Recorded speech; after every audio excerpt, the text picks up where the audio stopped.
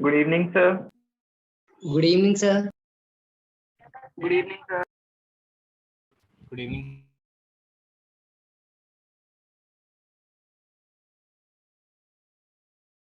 Good evening.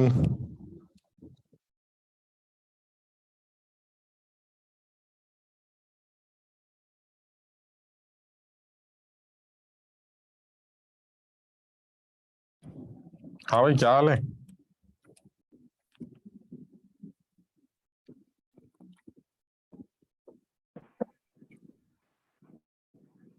Sir अच्छे हैं। Sir last class के नोट्स नोट्स नहीं आए? नहीं सर। अच्छा,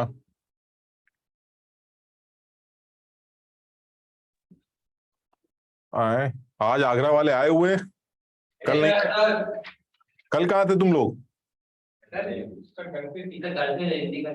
अरे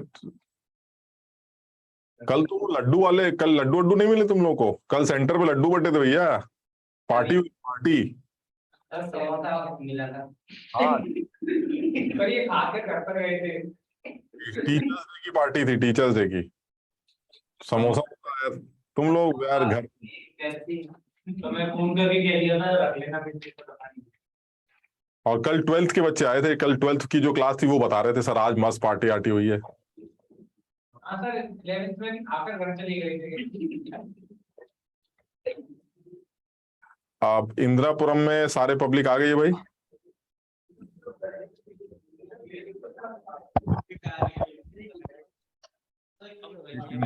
कर लेते हैं। Good evening sir.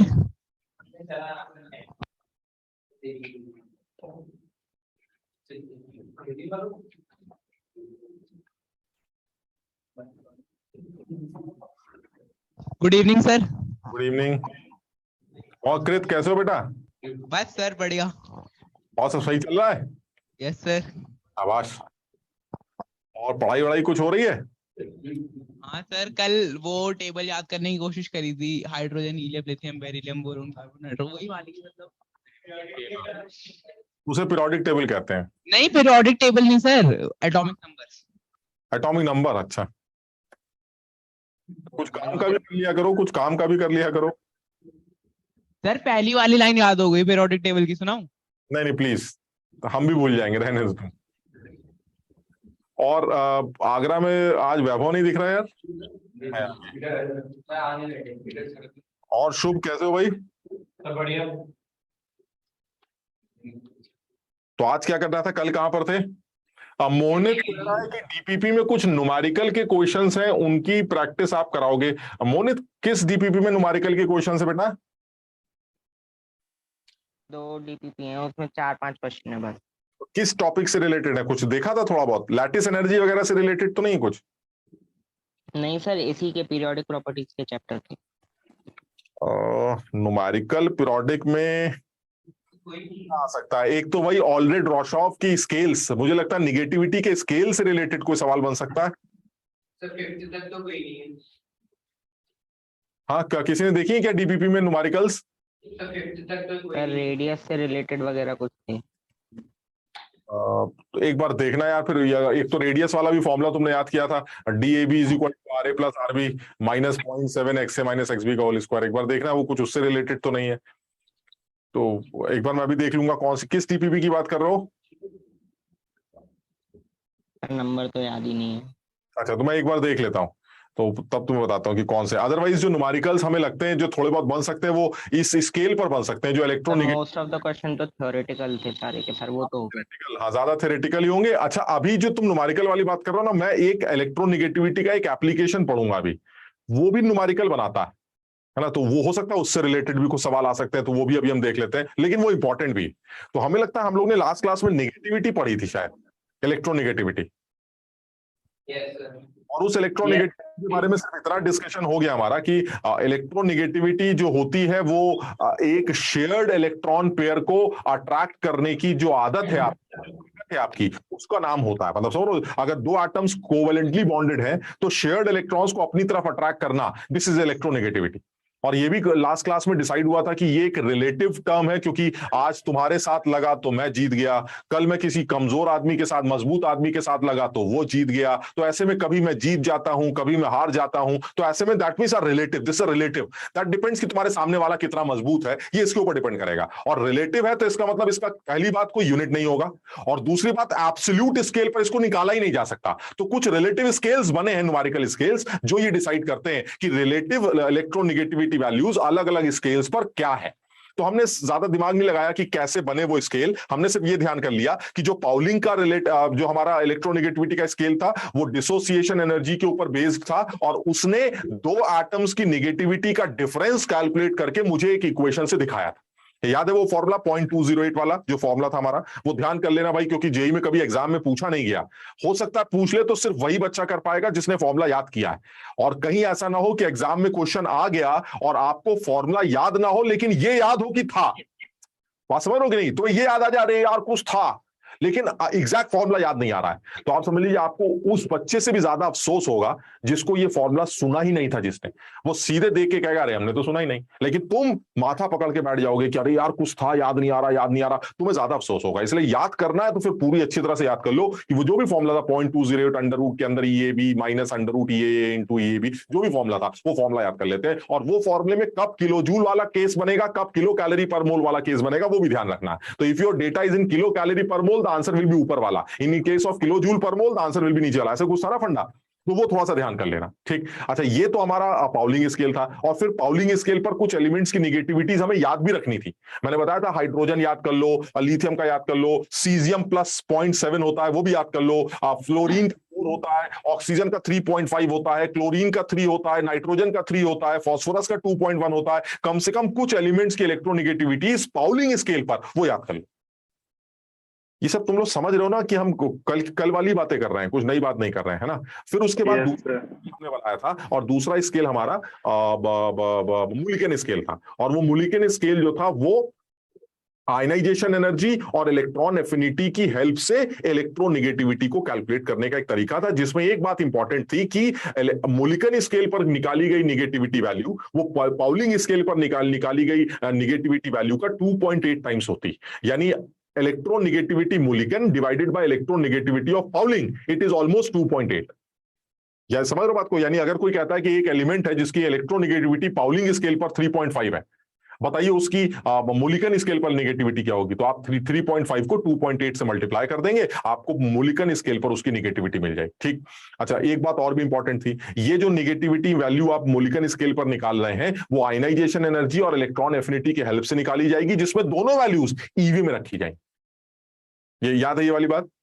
Yes sir. तीसरा स्केल बड़ा फजी स्केल था, ऑलरेड रोशॉव स्केल कहा जाता है, जिसमें एलिमेंट की इफेक्टिव न्यूक्लियर चार्ज और उसकी कोवेलेंट रेडियस को यूज करके आप उसकी नेगेटिविटी वैल्यूज कैलकुलेट कर रहे हैं, ठीक है ना। तो हम चाह ये रहे हैं कि भाई सवाल तो नहीं पूछा है उसने, लेकिन ऐसा कोई बहुत मुश्किल होता तो मैं मना भी कर देता, बट मुझे ऐसा लगता है सिंपल से फॉर्मूले हैं, तो आप चाहें तो वो फॉर्मूले ध्यान रखें, और ये भी ध्यान रखें कि कौन सा स्केल किस प्रॉपर्टी पर बेस्ड है। तो अगर ऑलरेडी रोशॉव स्केल की बात करता है तो it is based on effective nuclear charge and the covalent radius of the element, clear. And Pauling scale is based on the bond dissociation energies of A2, B2 and AB molecules, ठीक। और जो बीच वाला था Mulliken, it depends on the ionization energy and electron affinity of the molecule, ये बड़ा of the atom, ये बड़ा सीधा सा था, ठीक। अच्छा, अब इसके बाद हमने क्या डिस्कस किया था? इसके बाद हमने डिस्कस किया था कि भाई अब नॉर्मल ट्रेंड क्या हो सकता है, यानी पीरियोडिक टेबल की जो ये प्रॉपर्टी एलिमेंट्स की आप बता रहे हैं, इसके अंदर जो पीरियोडिसिटी है वो पीरियोडिसिटी क्या है। तो हमने कल बात की थी कि भाई जिस तरह से इलेक्ट्रॉन एफिनिटी की कहानी है उसी तरह से नेगेटिविटी की कहानी है। तो अगर आप आगे की तरफ बढ़ेंगे तो आपका साइज छोटा होता चला जाएगा, साइज छोटा होता चला जाएगा तो शेयर्ड इलेक्ट्रॉन्स को अट्रैक्ट करने की ताकत भी बढ़ जाएगी, यानी आगे जाने पर नेगेटिविटी वैल्यू बढ़ती है, और ऊपर से नीचे गिरने पर नेगेटिविटी वैल्यू बिल्कुल उसी तरह से घटती है जैसे एफिनिटी घटती। क्लियर है ये? इसमें सिर्फ एक्सेप्शन का जहां तक सवाल है तो मुझे लगता है इसमें कोई एक्सेप्शन होना ही नहीं चाहिए, क्योंकि ये तो बॉन्डिंग का क्राइटेरिया है। बॉन्डिंग बनने के बाद एक एलिमेंट इलेक्ट्रॉन को खींच रहा है लेकिन रख कुछ नहीं रहा। भाई एक्सेप्शंस कब आते हैं? एक्सेप्शन तब आता है जब मैं ये कहूं अरे मैं तो हाफ फिल्ड हूं, एटम दे दोगे, इलेक्ट्रॉन दे दोगे तो बुरा लगेगा, इलेक्ट्रॉन निकाल लोगे तो बुरा लगेगा। या तो लेना देना ही नहीं है, या तो सीधी सी कहानी, भैया हमने तुम्हारे साथ बॉन्ड बना लिया, हमारे बीच में जो शेयर्ड इलेक्ट्रॉन्स हैं, इन शेयर्ड इलेक्ट्रॉन्स को सिर्फ मैं हल्का सा पुल करूंगा क्योंकि मैं तुमसे ज्यादा ताकतवर हूं, रखूंगा नहीं, सिर्फ पुल करूंगा, यानी जो शेयर्ड क्लाउड है इलेक्ट्रॉन्स का, वो क्लाउड सिर्फ एक तरफ हल्का सा ऐसे शिफ्ट हो जाएगा बस। इस शिफ्टिंग से इस एलिमेंट पर कोई चार्ज नहीं आएगा।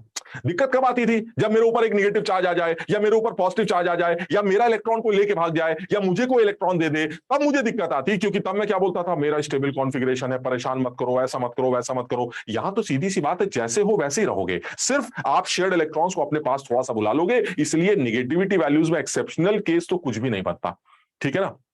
अब काम की बात करते हैं, एलिमेंट्स की इलेक्ट्रोनेगेटिविटीज का एप्लीकेशन क्या हो सकता है। यानी अगर मान लीजिए मैं इलेक्ट्रोनेगेटिविटी का एप्लीकेशन के बारे में सोचूं कि यार इसका क्या एप्लीकेशन एग्जिस्ट करता होगा, तो उस बारे में अगर सोचा जाए तो क्या हो सकता है। मुझे ऐसा लगता है एप्लीकेशन में सबसे इंपॉर्टेंट एप्लीकेशन जो आना चाहिए वो आना चाहिए, जो दो एटम्स के बीच में बॉन्ड बन रहा है, उस बॉन्ड के अंदर कैरेक्टर कौन सा है, उस बॉन्ड के अंदर कोवेलेंट कैरेक्टर है या उस बॉन्ड के अंदर आयनिक कैरेक्टर ज्यादा है। ये कैरेक्टरिस्टिक जो है वो नेगेटिविटी वैल्यूज की हेल्प से सोची जा सकती है।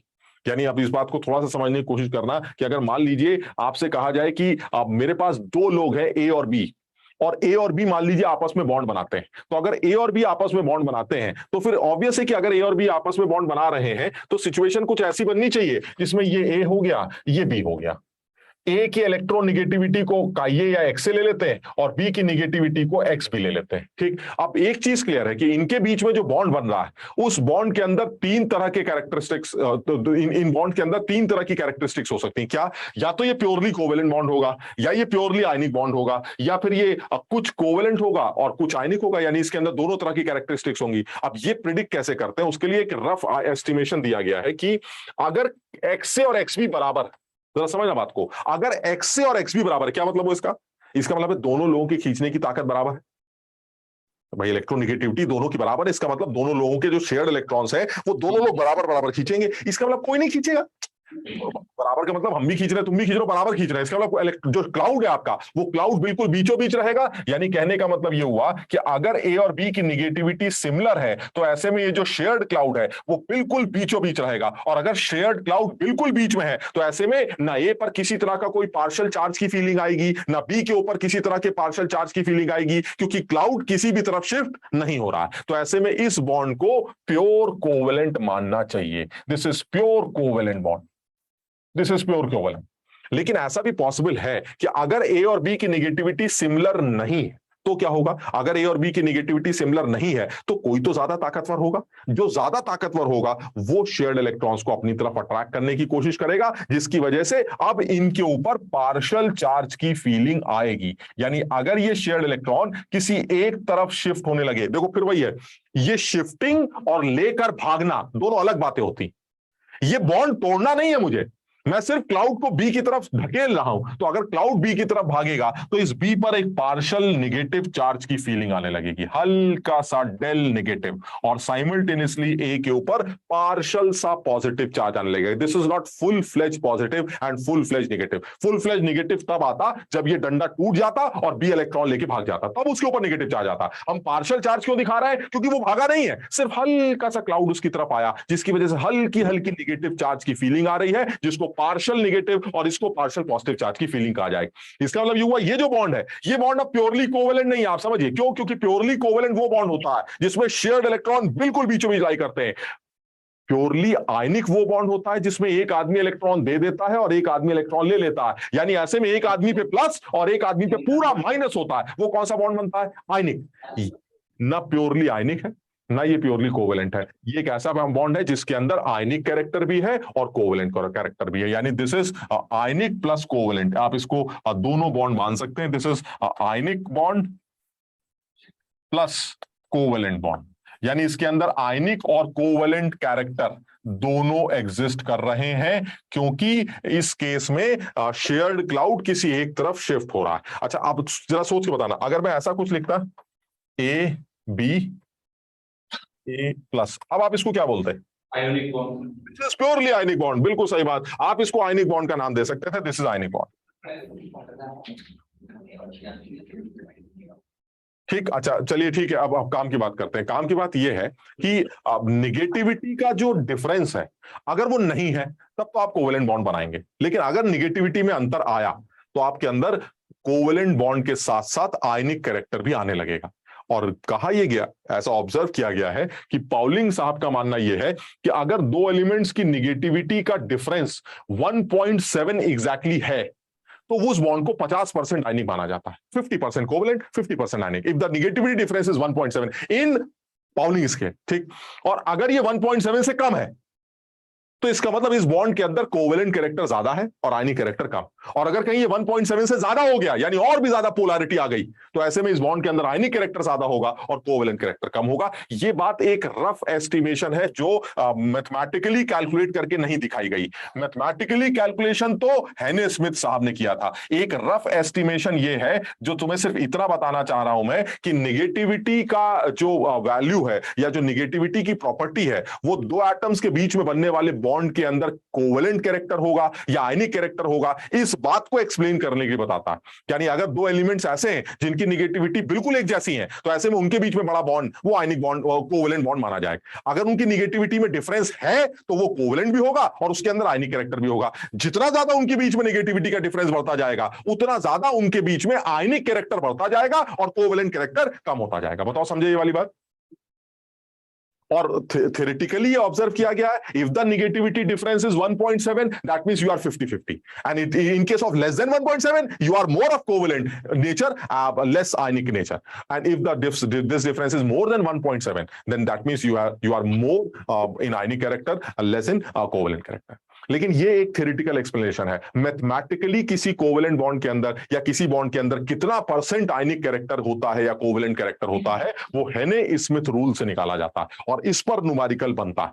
यानी मैं ये बताना चाह रहा हूं कि अगर आपको किसी भी मॉलिक्यूल के अंदर किसी बॉन्ड के अंदर % आयनिक कैरेक्टर कैलकुलेट करना है तो हेने स्मिथ रूल के accordingly % ionic character is 16 delta plus 3.5 delta square, यानी कि this is 16 and delta is the difference, यानी XA minus XB plus 3.5 XA minus XB का होल स्क्वायर।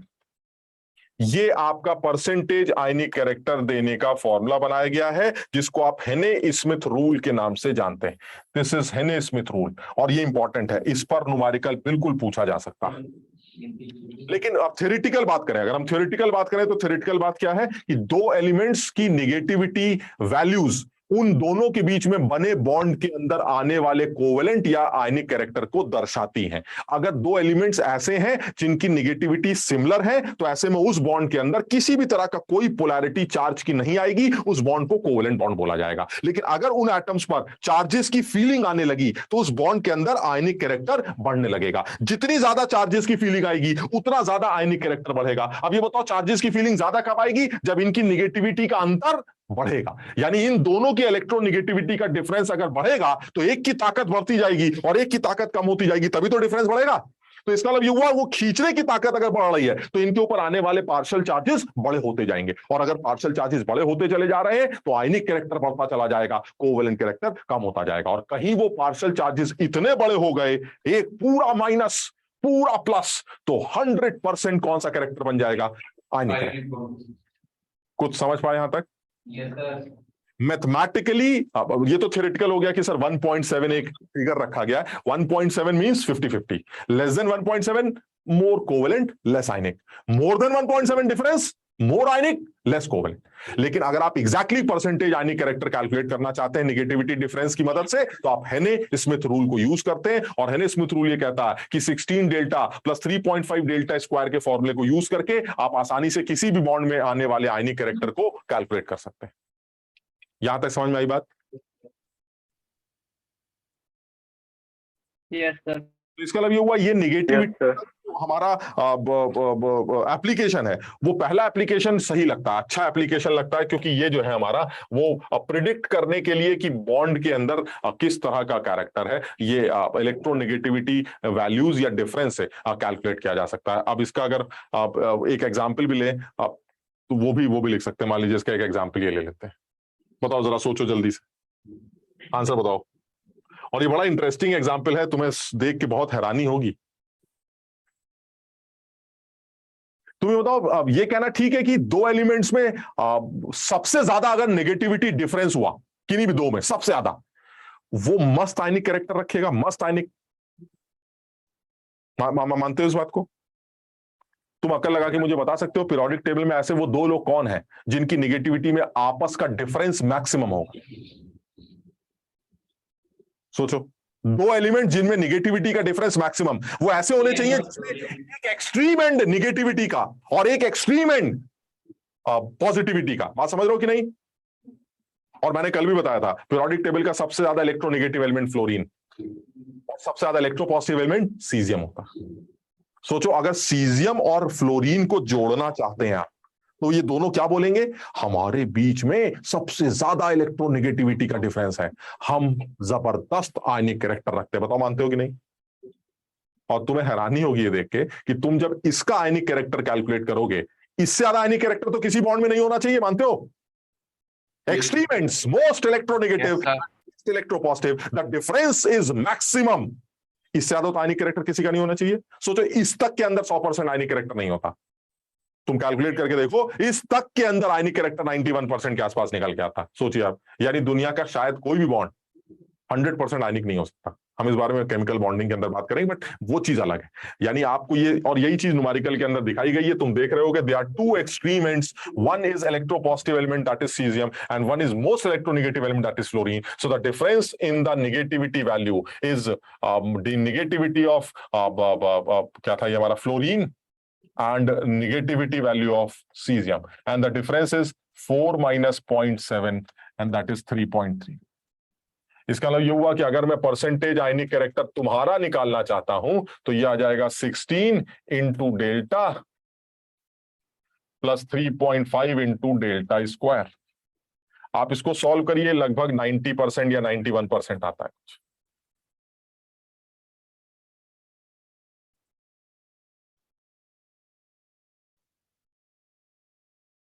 सोचो, इस बॉन्ड तक के अंदर आयनिक कैरेक्टर 100% नहीं। अब इससे अच्छा किसको बनाएंगे आप बताइए? इससे अच्छा कौन सा बॉन्ड होगा जो उन दो लोगों के बीच में बन रहा है जो दुनिया के मोस्ट इलेक्ट्रोपॉजिटिव और मोस्ट इलेक्ट्रोनेगेटिव है? इनसे अच्छा इलेक्ट्रोनेगेटिविटी डिफरेंस तो कभी नहीं मिलेगा। तो इसका मतलब तुम्हारे अंदर तो आयनिक कैरेक्टर 100% होना चाहिए था। भाई, तुम्हारे अंदर अगर 100 नहीं है तो फिर किसके अंदर 100 होगा? इससे तो यही पता चलता है दुनिया का कोई भी बॉन्ड 100% आयनिक नहीं हो सकता। और इसका रीजन होगा जो मैं तुम्हें केमिकल बॉन्डिंग में दूंगा। अभी के लिए तो इतना ही बहुत हो गया हमारे लिए कि सर ये बहुत बढ़िया आयनिक बॉन्ड है, मना नहीं कर रहे, बहुत बढ़िया आयनिक बॉन्ड है, क्योंकि इससे अच्छा कुछ नहीं हो सकता सर। लेकिन फिर भी सर चाहे जितना बढ़िया हो, 100% नहीं है सर, 100% नहीं है। यानी शायद अगर तुम 100% नहीं हो तो कोई भी 100% नहीं हो सकता। कोई बॉन्ड 100% नहीं हो सकता, because this is the ionic bond which is formed by caesium plus and fluoride ion and they are most electropositive and most electronegative element of periodic table. अगर तुम दोनों के बीच का बॉन्ड आयनिक 100% नहीं है तो फिर दुनिया का कोई भी बॉन्ड 100% आयनिक कैरेक्टर नहीं रखता होगा। और इस बात को बाद में एक्सप्लेन भी किया जाएगा, लेकिन वो सब खैर बात की बात है। काम की बात क्या है? काम की बात ये है कि अगर दो एलिमेंट्स आपस में बॉन्ड बना रहे हैं और आपको इनकी नेगेटिविटी वैल्यूज का आइडिया है जो सवाल में दे दी जाएंगी, जनरली दे दी जाएंगी, तो ऐसे में उस बॉन्ड का परसेंटेज आयनिक कैरेक्टर निकालने के लिए अभी के लिए जो तुम्हारे सामने फॉर्मूला आ रहा है वो हेने स्मिथ रूल आ रहा है, जो 16 डेल्टा प्लस 3.5 डेल्टा स्क्वायर को यूज करके निकाला जाता है। ये 90 के आसपास ही आ रहा है। कितना आ रहा है? किसी ने निकाला है क्या? कितना? मतलब 91 ठीक है ये 90%, तो 90% मान लेते हैं। तो 90% के आसपास जो है आपका कैरेक्टर आ रहा है। 90.915। अब जो भी यार, मतलब 91 लिख लिया मैंने, ऐसे 91 हो गया।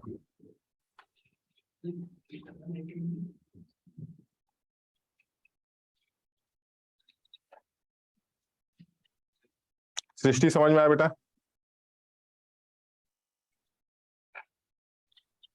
तो ये एक इस तरह का और भी न्यूमेरिकल बन सकते हैं कि नहीं? मतलब कोई भी दो एलिमेंट दे दिए, नेगेटिविटी दे दी और बोल रहा है कि आयनिक कैरेक्टर निकालो, तो तुम्हें मेन क्या करना है? सिर्फ फॉर्मूला याद करना है। तो आप हेनी स्मिथ का फॉर्मूला याद कर लीजिए, दिमाग मत लगाइए। 16 delta plus 3.5 delta square, it is percentage ionic character. बस खत्म, इतना करना। अब मेरे हिसाब से तो मुझे लगता है कि शायद वो डेल्टा की वैल्यू देगा आपको, मतलब दो लोगों की नेगेटिविटी वैल्यूज देगा, लेकिन फिर भी मेरा सजेशन ये कि कम से कम वो जो 4-5 तुमने लिखे थे, गोले बना बना के लिखे थे ना कल नेगेटिविटी, उतना याद कर लो यार, क्योंकि वो बहुत इंपॉर्टेंट है। ऑक्सीजन की नेगेटिविटी 3.5 होती है, क्लोरीन की, नाइट्रोजन की 3 होती है, कुछ कुछ थे उसमें 8-10 लोग, उनको याद कर लो, तुम चक्कर में मत पड़ो। हो सकता है कुछ मान लो ना दे तो कम से कम हमें अगर निगेटिविटी की वैल्यू आती होगी तो हम कम से कम सवाल तो कर लेंगे। तो कुछ इंपॉर्टेंट इलेक्ट्रोनेगेटिविटीज वैल्यूज याद कर लेनी चाहिए, जितनी मैंने तुम्हें उस दिन बोली थी लिखने के लिए, ठीक। अच्छा और आगे बढ़ते हैं। यानी ये जो निगेटिविटी का जो हमने पढ़ा है अभी, ये हमारा पहला एप्लीकेशन हुआ जो कि किसी भी दो एलिमेंट्स के बीच में बनने वाले बॉन्ड के अंदर आने वाले आयनिक या कोवेलेंट कैरेक्टर को दर्शाता है। ठीक, तो इससे यही पता चला कि दो एलिमेंट्स के बीच की निगेटिविटी वैल्यूज का डिफरेंस जितना ज्यादा होता है, बॉन्ड के अंदर आयनिक कैरेक्टर उतना ही ज्यादा बढ़ता चला जाता है और कोवेलेंट कैरेक्टर उतना ही कम होता चला जाता है। यहां तक ठीक है? सानिया ठीक है बेटा? Yes sir. तुम थोड़ा सा मुस्कुरा दिया करो यार, हमें ऐसा लगता है तुम बहुत परेशान हो जाती हो। सही है कि नहीं? सही है। हाँ, ये तुम लोग के ये बच्चे परेशान तो नहीं करते हैं? पीछे जितने बैठे हैं ये कृत टाइप के जो लोग हैं और ये दिया टाइप के जो लोग हैं परेशान तो नहीं करते हैं लोग? हेल्प नहीं कर सर। हाँ, ये हेल्प नहीं। करते हैं कि नहीं? हाँ कर देते हैं। हाँ, क्योंकि जो भाई आपस में एक दूसरे की हेल्प करना बहुत जरूरी है, इससे बड़ा मजा आता है। थोड़ा सा एक दूसरे की हेल्प किया करो और कोशिश। लेकिन अब हेल्प करने का ये मतलब नहीं कि हम क्लास मिस कर देंगे तब हम हेल्प करें। कोई क्लास मिस कर दे और उसके बाद ये कहे कि भाई मुझे बता दो क्या हुआ था, तो बिल्कुल मना कर दिया करो कि ऐसी कैसी तुम्हारी कोई क्लास मिस करने की बात कुछ नहीं होगी। हाँ, ये कि आप कुछ पढ़ाया था सर, हमें समझ में नहीं आया, भैया जरा देखो यार क्या चल रहा है, तो आपस में जब डिस्कशन करोगे बड़ा मजा आता है। उससे एक चीज बहुत ज्यादा पता चलती है कि सामने वाला भी तुम्हारे जैसा लल्लू।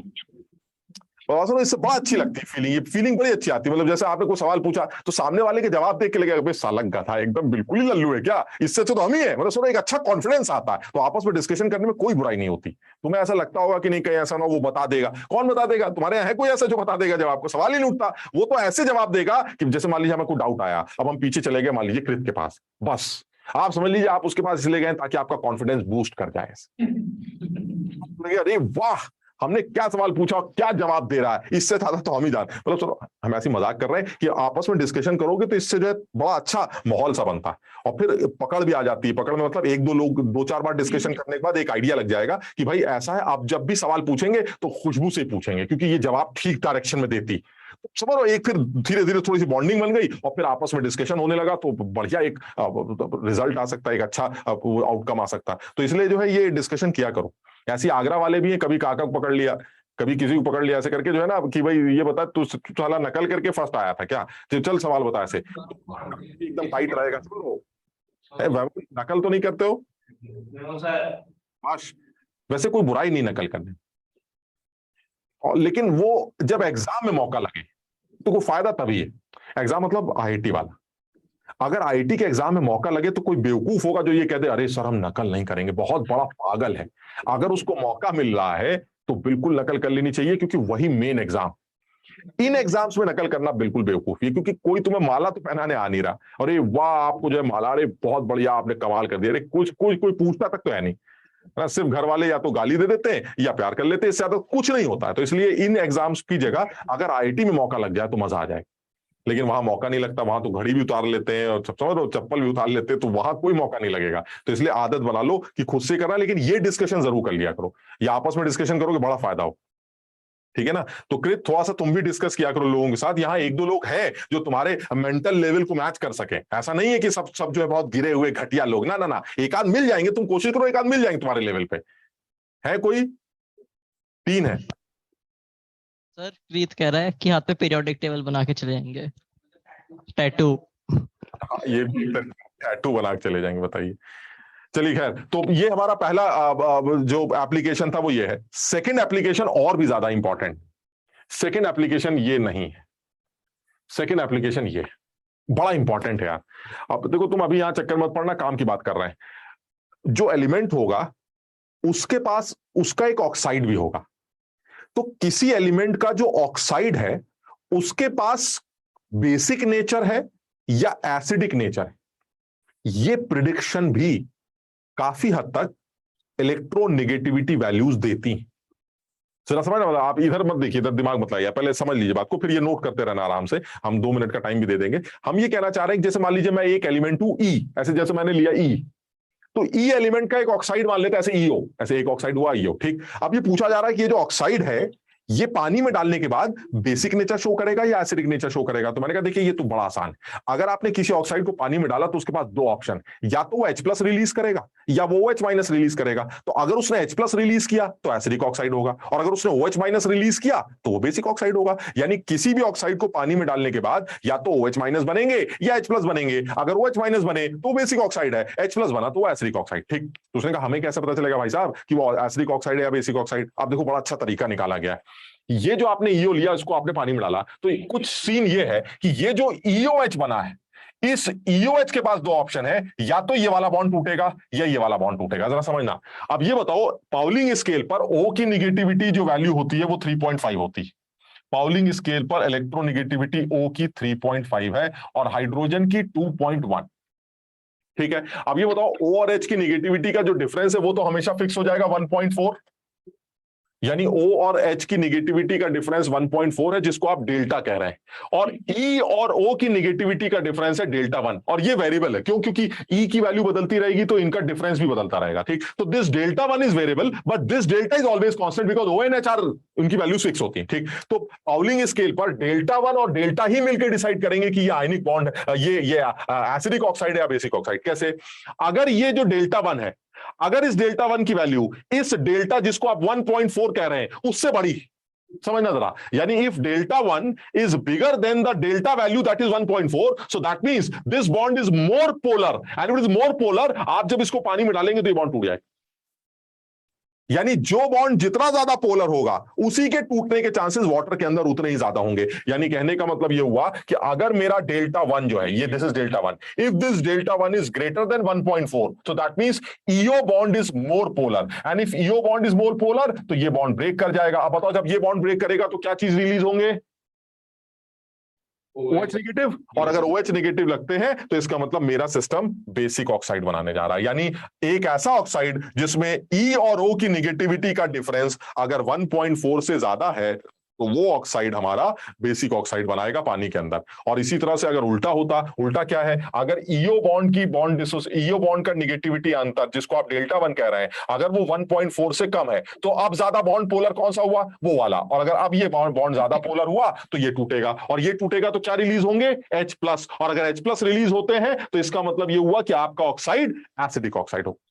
यानी एक चीज क्लियर हो गई कि हमारा जो एलिमेंट है उसे E मान लेते हैं, उस एलिमेंट का ऑक्साइड EO ले लेते हैं, उस EO को पानी में डाल देते हैं। पानी में डालने के बाद आपके पास दो ऑप्शन है, either you are making OH- in the solution और you are releasing H+ in the solution. ठीक, that depends on the negativity value, negativity difference between E and O। क्यों? क्योंकि EO और OH में OH इज फिक्स। इसको अगर मैं अपनी लैंग्वेज में लिखूं, एक सेकेंड, इसको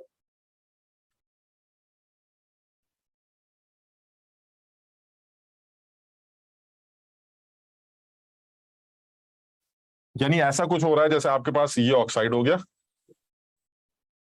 और इस ऑक्साइड को आपने पानी में डाला, ये EOH। अब आपके पास दो ऑप्शन, या तो ये या ये। ठीक, अब मैं एक चीज जानता हूं, O की निगेटिविटी 3.5 है और H की निगेटिविटी 2.1 है, और इनका जो अंतर है, जो डिफरेंस है, वो फिक्स हो गया, एंड दिस वैल्यू इज 1.4।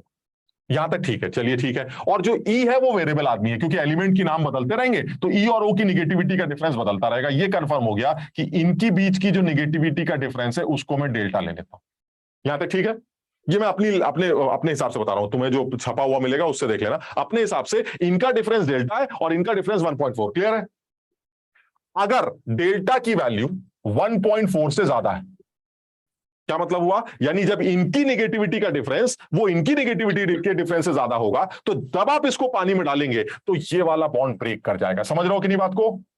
क्योंकि जो बॉन्ड ज्यादा पोलर होगा वही ब्रेक करेगा। तो जब ये वाला बॉन्ड ब्रेक करेगा तो ऐसे में E तो अलग हो जाएगा प्लस के फॉर्म में, और रिलीज क्या होंगे? OH-। क्लियर? तो ये ऑक्साइड का कौन सा नेचर हुआ? ये ऑक्साइड का बेसिक नेचर हुआ। चलिए ठीक है, इधर आते हैं। अगर कुछ ऐसा होता कि जो डेल्टा की वैल्यू है वो 1.4 से कम है, अगर इनकी निगेटिविटी का डिफरेंस इनकी निगेटिविटी के डिफरेंस से कम हुआ तो ज्यादा पोलर बॉन्ड कौन सा हुआ? वो वाला। और अगर वो ज्यादा पोलर हुआ तो वो टूटेगा, वो टूटेगा तो क्या निकलेंगे? H। इसका मतलब क्या बनेगा? अब बनेगा EO- एंड H+। साफ समझ में आता है, H+ निकल रहा है तो ऑक्साइड हमारा एसिडिक होगा। कुछ समझ पाए बात को? इसका मतलब ये हुआ, ये जो निगेटिविटी वैल्यूज हैं, ये निगेटिविटी वैल्यू भी ये चीज प्रिडिक्ट कर रही है कि आपका जो ऑक्साइड है उसके पास एसिडिक कैरेक्टर ज्यादा है या उसके पास बेसिक कैरेक्टर ज्यादा है। और कहीं अगर आपकी निगेटिविटी का डिफरेंस 1.4 के करीब है या 1.4 के बराबर है, तो आपका ऑक्साइड ना एसिडिक होगा ना बेसिक होगा, आपका ऑक्साइड न्यूट्रल ऑक्साइड की कैटेगरी में डाला जाएगा। बताओ समझे? यानी एक चीज क्लियर हो गई, EOH का बॉन्ड बना, EOH के बॉन्ड में दो लोग आ गए, एक ये वाला निगेटिविटी का डिफरेंस आया, एक ये निगेटिविटी का डिफरेंस आया। ये निगेटिविटी का डिफरेंस हमेशा फिक्स होगा, दैट इज 1.4। ये 1.4 समझ में आ रहा है सबके? ये डिफरेंस हमेशा 1.4 होगा। इनकी जो निगेटिविटी का डिफरेंस है, इट इज वेरिएबल, बिकॉज ये तो एलिमेंट के ऊपर डिपेंड करेगा, एलिमेंट बढ़ रहा है कौन सा नहीं है। तो ईओ का जो डिफरेंस है उसको मैंने डेल्टा ले लिया। तो अगर डेल्टा की वैल्यू इस 1.4 से ज्यादा है तो दैट मींस ये वाला बॉन्ड टूटेगा, और अगर डेल्टा की वैल्यू इससे कम है तो ये वाला बॉन्ड टूटेगा। जिसकी निगेटिविटी की वैल्यू ज्यादा होगी डिफरेंस की, वही बॉन्ड वाटर के अंदर ब्रेक करेगा, क्योंकि पानी पोलर बॉन्ड्स को ही तोड़ता है। तो अगर ये बॉन्ड ज्यादा पोलर हुआ तो ये टूटेगा, और ये बॉन्ड ज्यादा पोलर हुआ तो ये टूटेगा। And that will be decided by the difference between the difference between delta and 1.4. If the delta is more than 1.4, that means this will be वाला बॉन्ड निकला, और if 1.4 is greater than delta, तो 1.4 वाला bond टूटेगा। अगर 1.4 वाला टूटा तो H निकलेगा, और अगर ये वाला टूटा तो OH निकलेगा। बात खत्म हो गई। यानी निगेटिविटी डिफरेंस आपको ये बता रहा है कि आपका ऑक्साइड बेसिक नेचर रखता है या आपका ऑक्साइड एसिडिक नेचर रखता है। कुछ समझ पाए बात? यहां तक समझ में आई बात? जी सर। अच्छा, अब इसमें थोड़ा सा और अकल लगाते हैं। अकल क्या लगानी, हम इसके बाद कुछ एसिडिक ऑक्साइड बेसिक ऑक्साइड वगैरह की डेफिनेशन वगैरह लिख लिखा लेंगे, वो सब दिखा दूंगा मैं तुम्हें। काम की बात करते हैं। तुम अब थोड़ा सा अपने आप अकल लगाओ, बड़ी इंटरेस्टिंग। पीरियोडिक टेबल में ऑक्साइड्स के एसिडिक या बेसिक नेचर को कैसे प्रिडिक्ट करेंगे, इनकी पीरियोडिसिटी क्या लगती है? अकल लगाओ जरा। आप मेटेलिक होगा वो बेसिक होगा, और जो नॉन मेटेलिक वो एसिडिक। अब उसका उसी के लॉजिक पर आते हैं। आप समझिए, जैसे आपका ये ऑक्सीजन है पीरियोडिक टेबल में, और ये आपके एलिमेंट्स हैं, ठीक, इधर उधर तमाम एलिमेंट्स। ऑक्सीजन फिक्स हो गया ये, ठीक, और ऑक्सीजन के हाइड्रोजन के साथ निगेटिविटी का डिफरेंस 2.4 1.4, ठीक। अब सोचो जरा, मैं पीरियोडिक टेबल में एक ट्रेंड फॉलो करने जा रहा हूं, एक ट्रेंड निकालने जा रहा हूं। मैं पीरियोडिक टेबल में लेफ्ट से राइट मूव करूंगा ऐसे, ठीक। तो जो ऑक्साइड्स हैं हमारे, लेफ्ट से राइट मूव करने पर जो एलिमेंट्स के ऑक्साइड्स हैं, उनके बेसिक नेचर पर या एसिडिक नेचर पर क्या फर्क पड़ेगा, ये चेक करना है।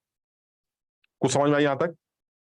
वैसे तो मैं चाहूं तो इसको याद कर सकता हूं, बट मैं तुम्हें सिर्फ समझाने की कोशिश कर रहा हूं कि एक्चुअली हो क्या रहा है, और तुम अकल लगाओगे तुम्हें समझ में आएगा। देखो कैसे, मैं इसको नेक्स्ट पेज पे एक बार समझाने की कोशिश करता हूं।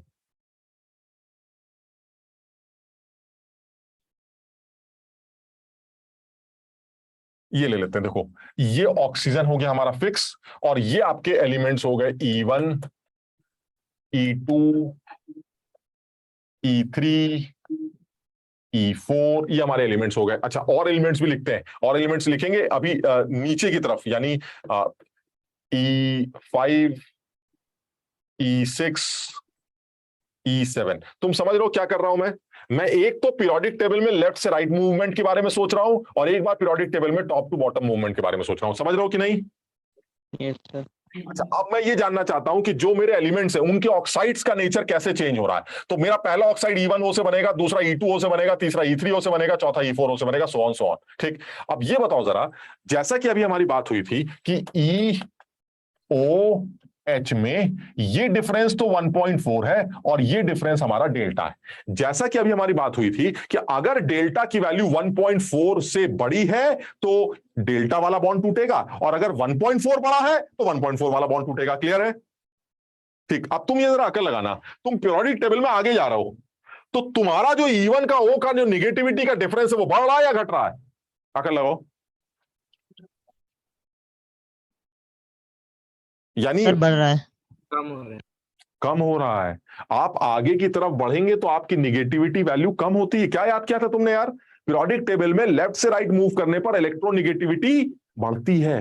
अगर इलेक्ट्रोनिगेटिविटी बढ़ेगी तो आप ऑक्सीजन के ज्यादा करीब आएंगे। तो अकल, जैसे मैं बताता हूं, इसकी इलेक्ट्रोनिगेटिविटी मान लीजिए 0.5 है, ऐसे बोला 0.5, तो इसकी बढ़कर 0.8 हो जाएगी, इसकी बढ़कर 1 हो जाएगी, लेकिन इसकी तो 3.5 फिक्स है ना।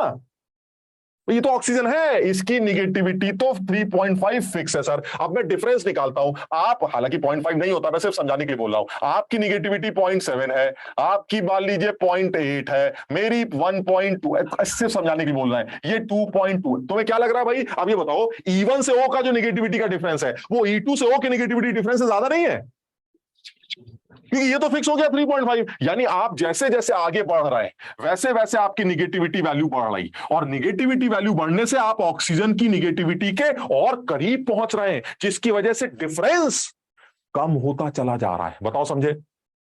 और अगर ये डिफरेंस कम होता चला जा रहा है तो इस डंडे के टूटने की संभावनाएं भी कम होती चली जा रही हैं। और किस डंडे के टूटने की संभावनाएं बढ़ती जा रही हैं? उस डंडे OH वाले की H+ के निकलने के चांसेस बढ़ते हैं, यानी एसिडिक कैरेक्टर बढ़ता है। यानी अगर आप पीरियोडिक टेबल में लेफ्ट से राइट मूव करने की बात कर रहे हैं तो आपके एलिमेंट्स के ऑक्साइड्स का एसिडिक कैरेक्टर बढ़ेगा और बेसिक कैरेक्टर घटेगा। बताओ को समझे?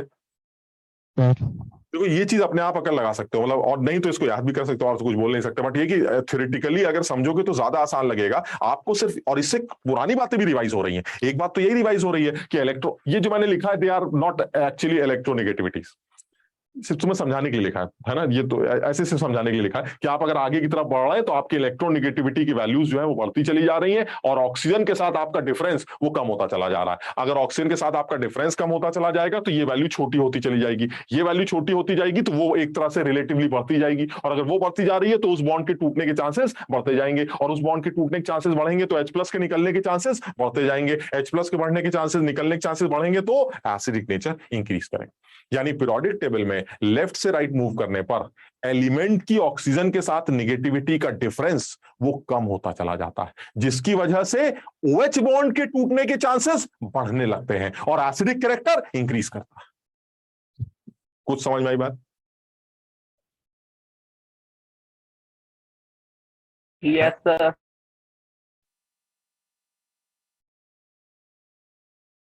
ओजस ठीक है बेटा?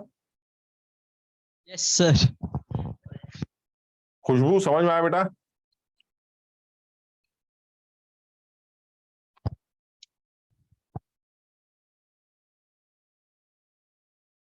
खुशबू तुम दिखाई दे रही हो बेटा? रो क्यों रही है ये?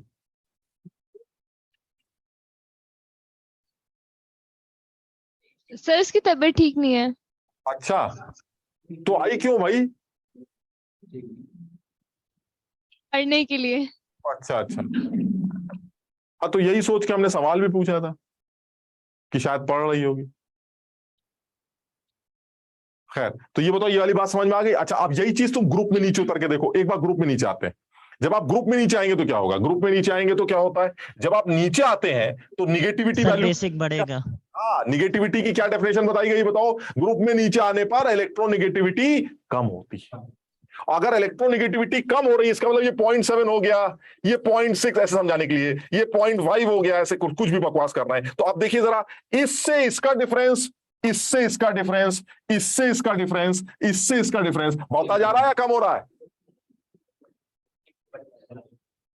अरे बढ़ता जा रहा है। गजब लल्लू क्या? 3.5 को 0.7 से माइनस किया, 3.5 को 0.6 से माइनस किया, 3.5 को 0.5 से माइनस किया, बढ़ रहा है ना डिफरेंस। और अगर डिफरेंस बढ़ता जाएगा तो ये बॉन्ड टूटने के चांसेस बढ़ते जाएंगे और रिलीज क्या करेगा? OH, यानी बेसिक नेचर इंक्रीज करेगा।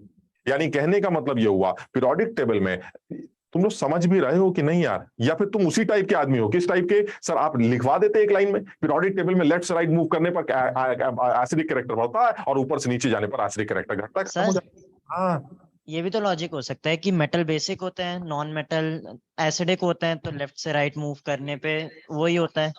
क्या मेटल बेसिक होते हैं? ये क्या चीज होती है मेटल बेसिक? क्या मतलब होता है? Basic sir, metal basic oxide form करते हैं। हाँ, तो उसका रीजन ही तो बता रहे हैं। ये सारे मेटल्स हैं,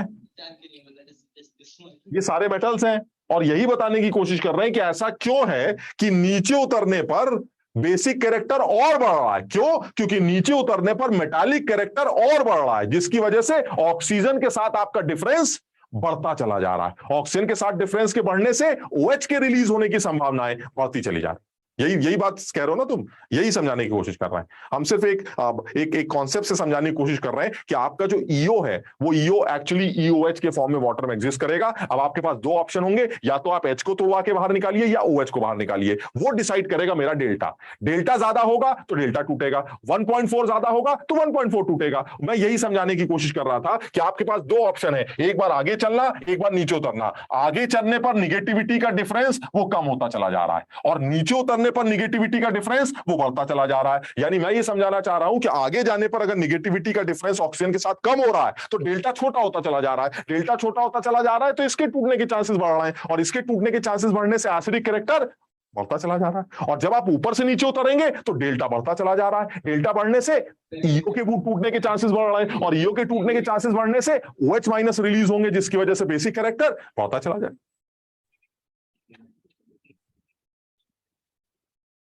हाँ कृत, कुछ खाने पीने के लिए चाहिए क्या?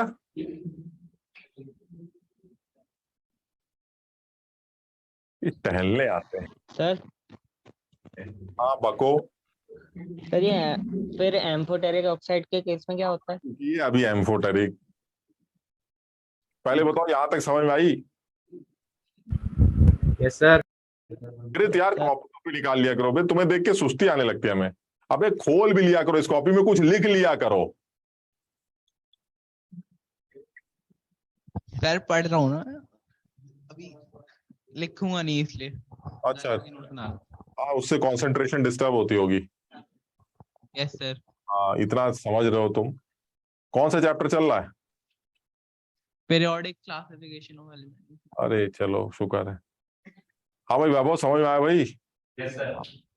इधर और शुभ, और पीछे बच्चों के नाम ही याद नहीं हुए मुझे। पीछे वैभव तेरे पीछे कौन बैठा, उसका नाम क्या है? सर नहीं, कृत का तो नाम सारी दुनिया आगरा तक फेमस हो तुम। ये सब तुम्हें ढूंढ रहे हैं, जिस दिन मिल जाओगे ना समझ लेना तुम, ये सब तुम्हें ढूंढ रहे हैं। हाँ ये अब काका तुम्हारे पीछे कौन बैठा दोस्त? अनन्य। अनन्य बहुत अच्छा। अनन्य के पीछे नितिन। बहुत बढ़िया। शुभ। शुभ के पीछे कोई नहीं बैठा या कोहली? कुश। कुश। और कुश के पीछे दीपांशु। बहुत बढ़िया, कुश हो गया, दीपांशु हो गया। और इधर जो अकेले बैठा है बच्चा? सौरभ। सौरभ। सौरभ, और भी कोई बैठा है तुम्हारी लाइन में आगे? खंबे के पीछे, हाँ देख लो बस। ठीक है, तो अब यहाँ भी तुम्हारे अब इधर ओजस का भी नाम पता है मुझे। ओजस के बगल वाले का नाम भूल गया मैं। अरे कोई एक बच्चा ही बता दो, तुम्हें नहीं पता दूसरों के नाम। सर हर्ष। हर्ष बैठा है, हर्ष। और ये हो गई सृष्टि। सृष्टि के बगल में सान्या। सान्या के पीछे मैम। मैम का नाम? Sir Tiana. टियाना, यार भूल गया था मैं। और उधर दिया। दिया के बाद हीरो। दिया के उधर खुशबू जो आज नाराज हैं। और कृत के बगल में उधर जो मास्क मैन है सर क्रिश। क्रिश। अबे तुमने क्रिश वाला सर। हाँ सर। तो तुम्हें ये इतना क्यों? अब तो हो चुका जो होना था, कोविड वोविड का। हाँ सर, फिर भी ऐसे ही पहन के रखता अच्छा लगता है। अच्छा, मतलब ताकि दूसरे बचे रहें। सर है नहीं ना, इसलिए पहनता हूँ। अच्छा, तो तुम्हें कभी कोविड हुआ है अब से पहले? नहीं सर। तो सही है यार, तुम बहुत बढ़िया, बचे रहो भाई, बहुत सर अच्छा। इसके मुंह पे पिंपल ज्यादा है ना, इसीलिए ढकने के लिए मैंने रखे। सही कह रहे हो,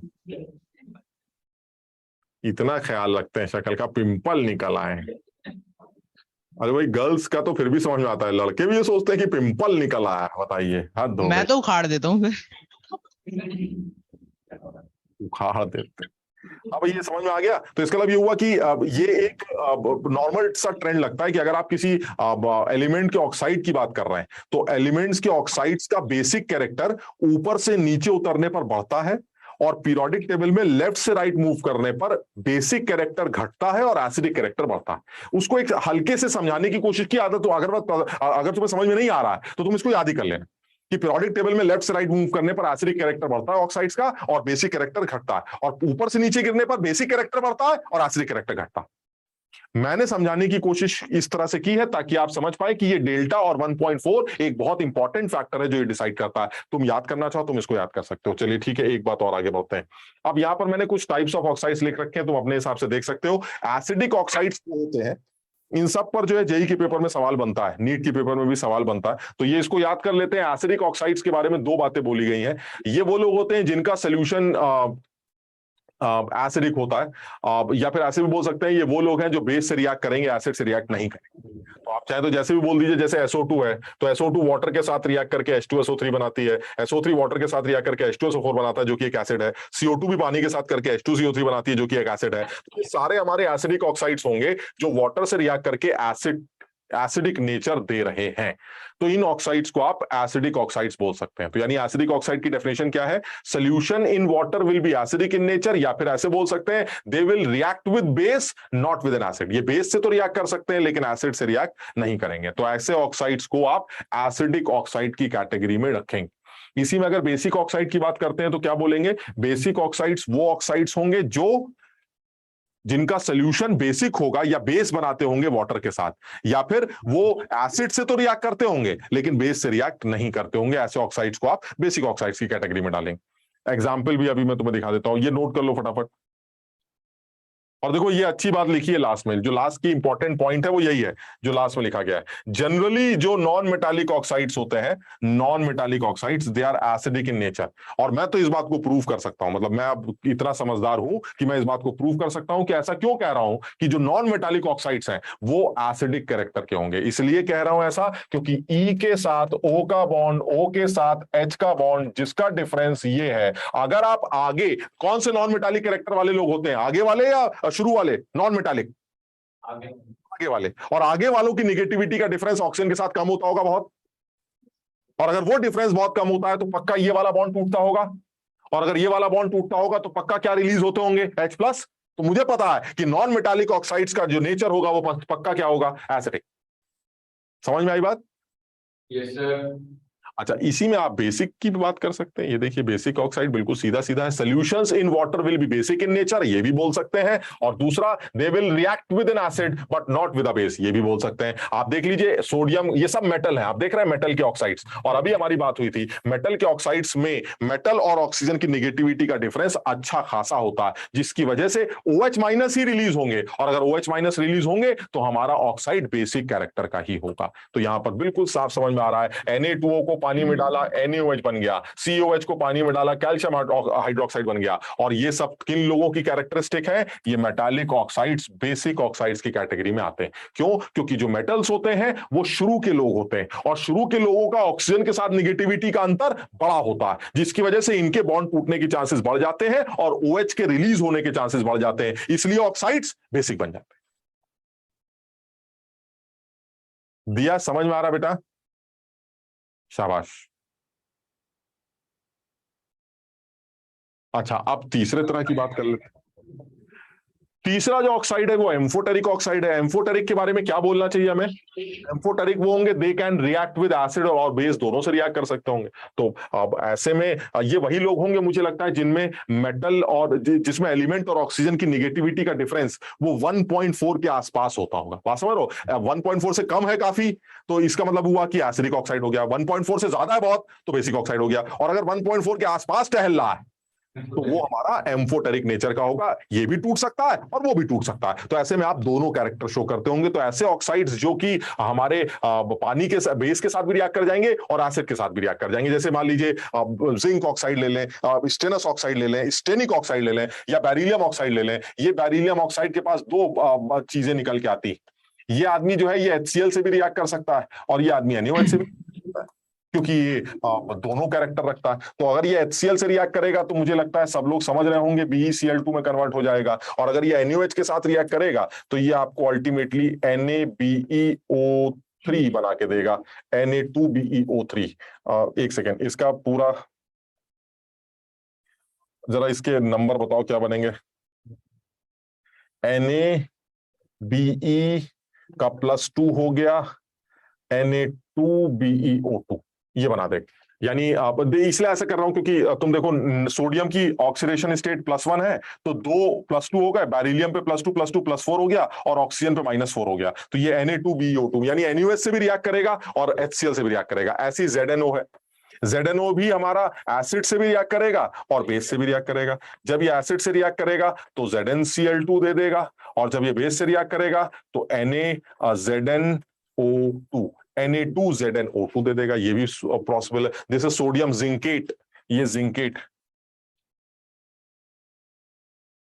इसी तरह से स्टेनस ऑक्साइड के पास भी 2 ऑप्शन है। ये एसिड से भी रिएक्ट कर सकता है, ये बेस से भी रिएक्ट कर सकता है। अगर ये एसिड से रिएक्ट करता है तो स्टेनस क्लोराइड बनाएगा, और अगर ये बेस से रिएक्ट करता है तो ये NaSnO2 यानी Na2SnO2 यानी स्टेनेट बना देगा। ये जिंकेट था, ये स्टेनेट। इसी तरह से जब ये SnO2 लोगे तो ये स्टेनिक ऑक्साइड होगा। स्टेनिक ऑक्साइड के पास भी 2 ऑप्शन होंगे, ये एसिड से भी रिएक्ट कर सकता है, ये बेस से भी रिएक्ट कर सकता है। अगर ये एसिड से रिएक्ट करता है तो SnCl4 बनाएगा। देख रहे हो SN की ऑक्सीडेशन स्टेट यहां +4 है, तो ये SnCl4 बनाएगा। और जब ये NaOH के साथ रिएक्ट करेगा तो ये आपका Na2SnO। अब SN अगर +4 आपको चाहिए तो ये हो गया Na2SnO3 बनाएगा।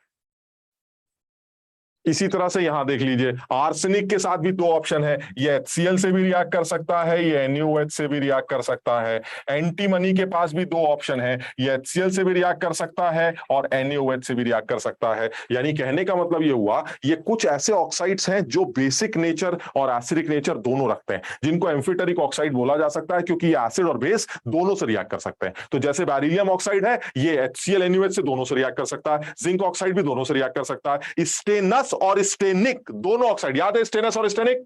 स्टेनस और स्टेनिक ये दोनों लोग, इनके दोनों के ऑक्साइड ये एसिड और बेस दोनों से रिएक्ट कर सकते हैं। आर्सेनिक का ऑक्साइड भी और एंटीमनी का ऑक्साइड दोनों से रिएक्ट कर सकता है। यानी आर्सेनिक का ऑक्साइड जो होगा वो होगा AS2O3 और इसी तरह से एंटीमनी का जो ऑक्साइड होगा वो होगा Sb2O3। ये दोनों लोग ये हरकत कर सकते हैं। तो मुझे लग रहा है हमें ये बात याद रखनी चाहिए कि बेरिलियम का ऑक्साइड हो गया, जिंक का ऑक्साइड हो गया, स्टेनस ऑक्साइड हो गया, स्टेनिक ऑक्साइड हो गया, आर्सेनिक का ऑक्साइड हो गया, एंटीमनी का ऑक्साइड हो गया। ये सब वो लोग हैं जो एम्फोटेरिक नेचर रखने की कोशिश कर रहे हैं। बताओ समझ में आई बात? क्या ऐसे कोई ऑक्साइड नहीं होंगे जो ये बोलेंगे ऐसी की तैसी, ना हम एसिड से रिएक्ट करेंगे ना बेस से? दोनों से करेंगे तब तो समझ में आता है, बात समझो, तो फिर एम्फोटेरिक बोल देंगे। एम्फो मतलब बोथ। लेकिन अगर किसी से नहीं करेंगे तो फिर वो कौन से ऑक्साइड ऐसे होते होंगे? क्या होते हैं? वो न्यूट्रल ऑक्साइड के नाम से जाने जाते हैं। और जेई के मेंस के पेपर में और इवन एडवांस के पेपर में इस न्यूट्रल ऑक्साइड के ऊपर इस बार भी और पिछले बार भी सवाल पूछा गया। तो ये जो न्यूट्रल ऑक्साइड की आप बात कर रहे हैं, ये वो 3 न्यूट्रल ऑक्साइड हैं, और यही 3 न्यूट्रल ऑक्साइड हैं जिनको हमें याद रखना है।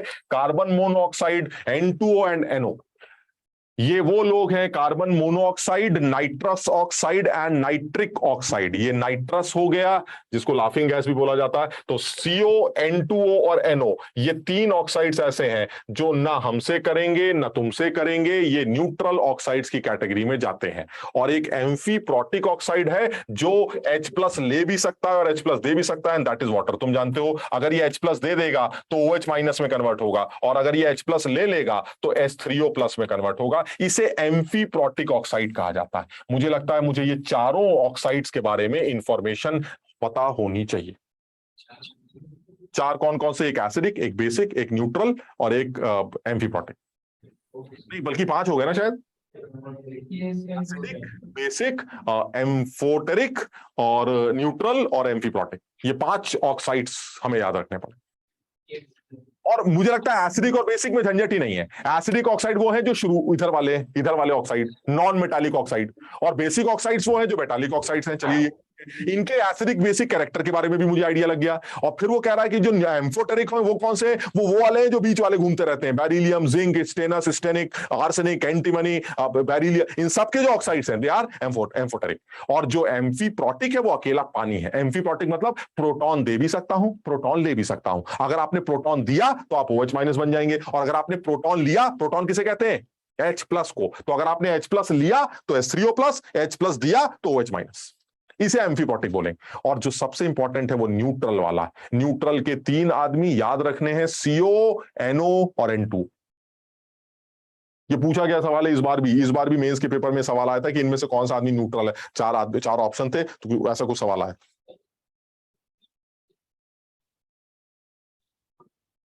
कुछ समझ पाए बात?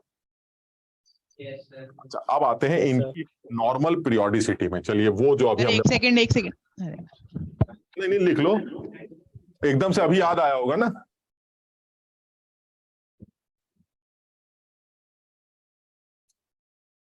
क्या ये घर वाले कभी कॉपी नहीं चेक करते हैं कि तुम्हें हमने 1 साल हो गया कॉपी खरीद के दी थी, तुमने अब तक 12 ही पन्ने भरे हैं? सर कॉपी दिखाऊंगा मिस्टेक। नहीं प्लीज मत दिखाना, हम क्या करेंगे देख के। सर मैं कर लेता हूँ नोट्स।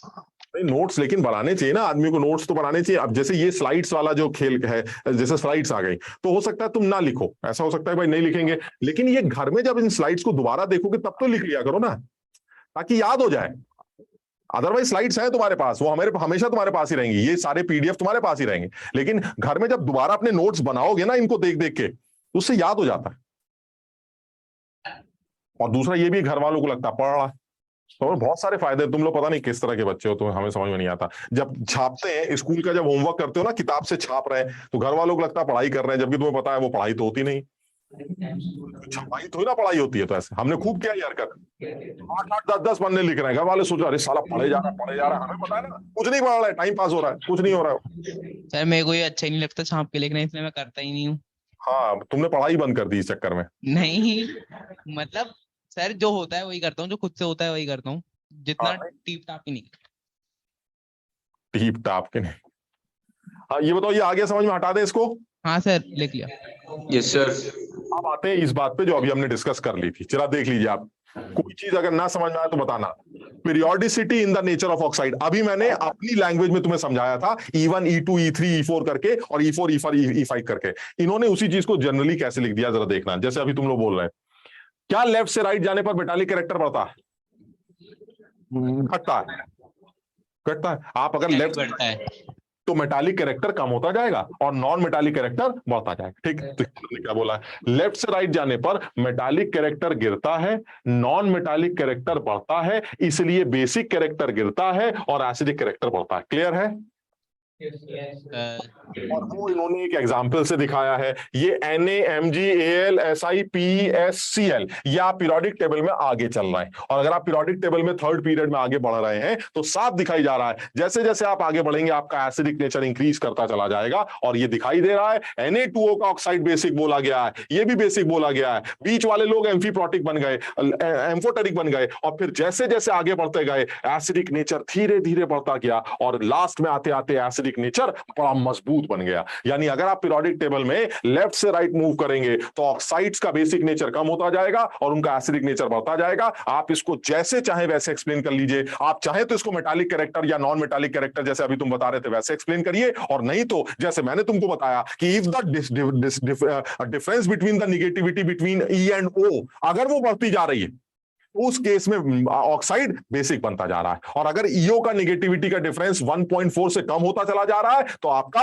एसिडिक ऑक्साइड बनता जा रहा है। आप चाहे तो जैसे एक्सप्लेन करना चाहे वैसे एक्सप्लेन कर सकते हैं। और यही चीज टॉप से बॉटम वाली देख लीजिए, जब आप टॉप से बॉटम आते हैं तो देख रहे हो मेटालिक कैरेक्टर बढ़ता जा रहा है, और अगर मेटालिक कैरेक्टर बढ़ता जाएगा तो बेसिक कैरेक्टर भी इंक्रीज करेगा। मेटालिक कैरेक्टर बढ़ता जा रहा है, बेसिक कैरेक्टर बढ़ता जा रहा है, एसिडिक कैरेक्टर कम होता जा रहा है। यानी ऊपर से नीचे उतरने पर सिंस मेटालिक कैरेक्टर मेटल्स का एलिमेंट्स का इंक्रीज कर रहा है, इसलिए ऑक्साइड्स का बेसिक कैरेक्टर भी इंक्रीज कर रहा है। लेफ्ट से राइट मूव करने पर नॉन मेटालिक कैरेक्टर इंक्रीज कर रहा है, जिसकी वजह से ऑक्साइड्स का एसिडिक कैरेक्टर इंक्रीज कर रहा है और बेसिक कैरेक्टर डिक्रीज कर रहा है। ये नॉर्मल ट्रेंड है। समझ में आई बात? Yes sir. अगर हमसे पूछे कि LiOH ज्यादा अच्छा बेस है कि CSOH, तो आप बता दीजिएगा कि LiOH जो होगा, सॉरी Li2O ज्यादा एसिडिक है, ज्यादा बेसिक है, या CS2O। तो आप बता दीजिएगा नीचे उतरने पर, क्योंकि मेटालिक कैरेक्टर बढ़ता चला जा रहा है इसलिए ऑक्साइड्स का बेसिक कैरेक्टर बढ़ता चला जाएगा। क्लियर? चलिए और अगली बात कर लेते हैं। नेक्स्ट पॉइंट क्या कह रहा है, अब ये इंटरेस्टिंग, नेक्स्ट पॉइंट क्या कह रहा है कि ऐसा भी तो हो सकता है कि आप एक ही एलिमेंट के अलग अलग ऑक्साइड्स बनाए। भाई ये तो ठीक है कि अलग अलग एलिमेंट्स के जो ऑक्साइड्स हैं उनको मैं कंपेयर कर सकता हूं कि अगर आप आगे जा रहे हैं तो एसिडिक कैरेक्टर बढ़ रहा है, बेसिक कैरेक्टर कम हो रहा है, अगर आप नीचे उतर रहे हैं तो बेसिक कैरेक्टर बढ़ रहा है, एसिडिक कैरेक्टर कम हो रहा है। लेकिन अगर मान लीजिए एक ही एलिमेंट ये बोले कि भाई मैं तो 36 ऑक्साइड बनाता हूं, बहुत सारे ऑक्साइड बनाता हूं, आप कैसे प्रिडिक्ट करेंगे? क्योंकि एलिमेंट तो फिक्स हो गया, ऑक्सीजन भी फिक्स हो गया, नेगेटिविटी की डिफरेंस भी फिक्स हो गई, आप कैसे डिसाइड करेंगे कि बेसिक कैरेक्टर बढ़ रहा है कि एसिडिक कैरेक्टर? उसमें सिर्फ एक ही बात बोली जाती है, अगर कोई एलिमेंट एक से ज्यादा ऑक्साइड्स बनाए तो वो ऑक्साइड उस एलिमेंट का सबसे ज्यादा एसिडिक बोला जाता है, जिसमें उस एलिमेंट की ऑक्सीडेशन स्टेट सबसे ज्यादा। समझो बात, यानी कहने का मतलब यह हुआ कि जैसे सपोज मैग्नीज, तुम जानते हो मैग्नीज के बारे में, मैग्नीज +2 भी होता है, +3 भी होता है, +4 भी होता है, +7 भी होता है। यानी ये मान लीजिए मैग्नीज के हमने 5 ऑक्साइड्स लिख दिए, MnO, Mn2O3, MnO2, MnO3 and Mn2O7। और मेरे ख्याल से तुम लोग इतना पढ़े लिखे हो कि MnO के अंदर मैग्नीज की ऑक्सीडेशन स्टेट जैसा मैंने लिखा है वो तुम समझ रहे होगे। इसी तरह से Mn2O3 में मैग्नीज की ऑक्सीडेशन स्टेट +3 है, MnO2 में +4 है, MnO3 में +6 है और Mn2O7 में 7। बताओ ये पहचान पाते हो ऑक्सीडेशन स्टेट? निकल याद है? Yes, sir. तो इसका मतलब ये हुआ मुझे सबसे ज्यादा ऑक्सीडेशन स्टेट कहां दिखाई देती है मैग्नीज की? 7, लास्ट वाली। इसलिए सबसे ज्यादा एसिडिक हमारा ये होगा और इस तरह आने पर एसिडिक नेचर गिरता चला जा रहा है क्योंकि आपकी ऑक्सीडेशन स्टेट वो कम होती चली जा रही। यानी अगर किसी एक ही एलिमेंट की एक से ज्यादा ऑक्साइड्स हो तो उस ऑक्साइड्स के अंदर उस ऑक्साइड का एसिडिक नेचर ज्यादा माना गया है जिसमें उस एलिमेंट का ऑक्सीडेशन स्टेट सबसे ज्यादा होता है। आराम से समझ लो।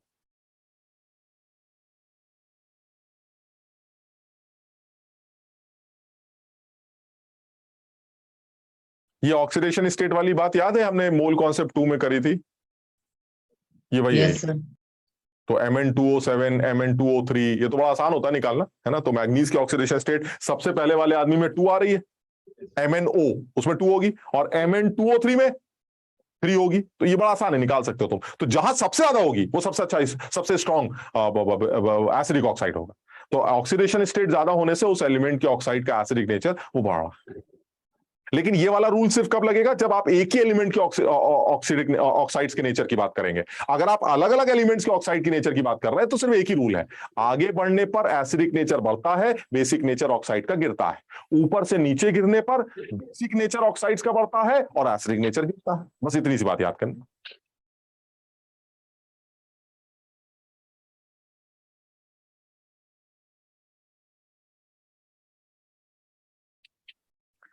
अरे भाई आज लवली आई है?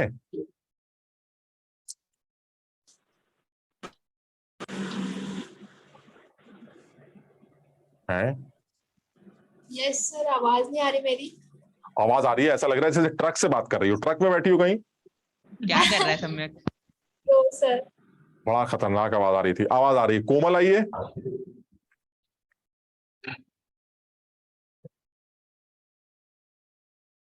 आज बाकी जो बच्चे हैं वो दिख ही नहीं रहे। अर्शदीप? Yes, sir. ठीक है, तो अच्छा और आगे बढ़ते हैं, एक और पॉइंट ले लेते हैं। अब देखो ये जो है ना, ये हम चाह रहे हैं थोड़ा सा समझो इस बात को, थोड़ा सा ये मुश्किल पॉइंट है और इसका इन बातों से कोई लेना देना नहीं है। मतलब समझो जो अभी हमने बातें की उनसे बहुत ज्यादा कुछ खास लेना देना ही। मैं तुम्हें सिर्फ यहाँ पर एक बात बताना चाह रहा हूँ क्योंकि मैंने सवाल देखा है इसके ऊपर IIT के पेपर में। यहाँ पर मैं एक बात ये बोलना चाह रहा हूँ कि और ये नीट में भी पूछा गया सवालों में से आता है जब आप एनहाइड्राइड्स की बात करते हैं। तो ये जो सवाल है इसमें कह क्या रहे हैं कि जो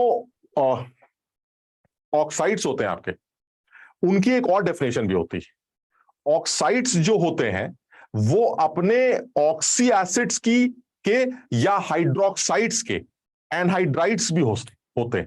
मैं बताता हूं क्या कह रहा हूं। जैसे मान लीजिए आपने कोई एक ऑक्साइड ले लिया, समझाने के लिए बोल रहे हैं। जैसे आपने मान लीजिए कोई भी एक ऑक्साइड ले लिया, कोई भी ले लेते हैं, जैसे SO3 ले लेते हैं सपोज। तो अब ये बताओ SO3 का जो एसिड बनेगा, ये एसिडिक ऑक्साइड या बेसिक ऑक्साइड?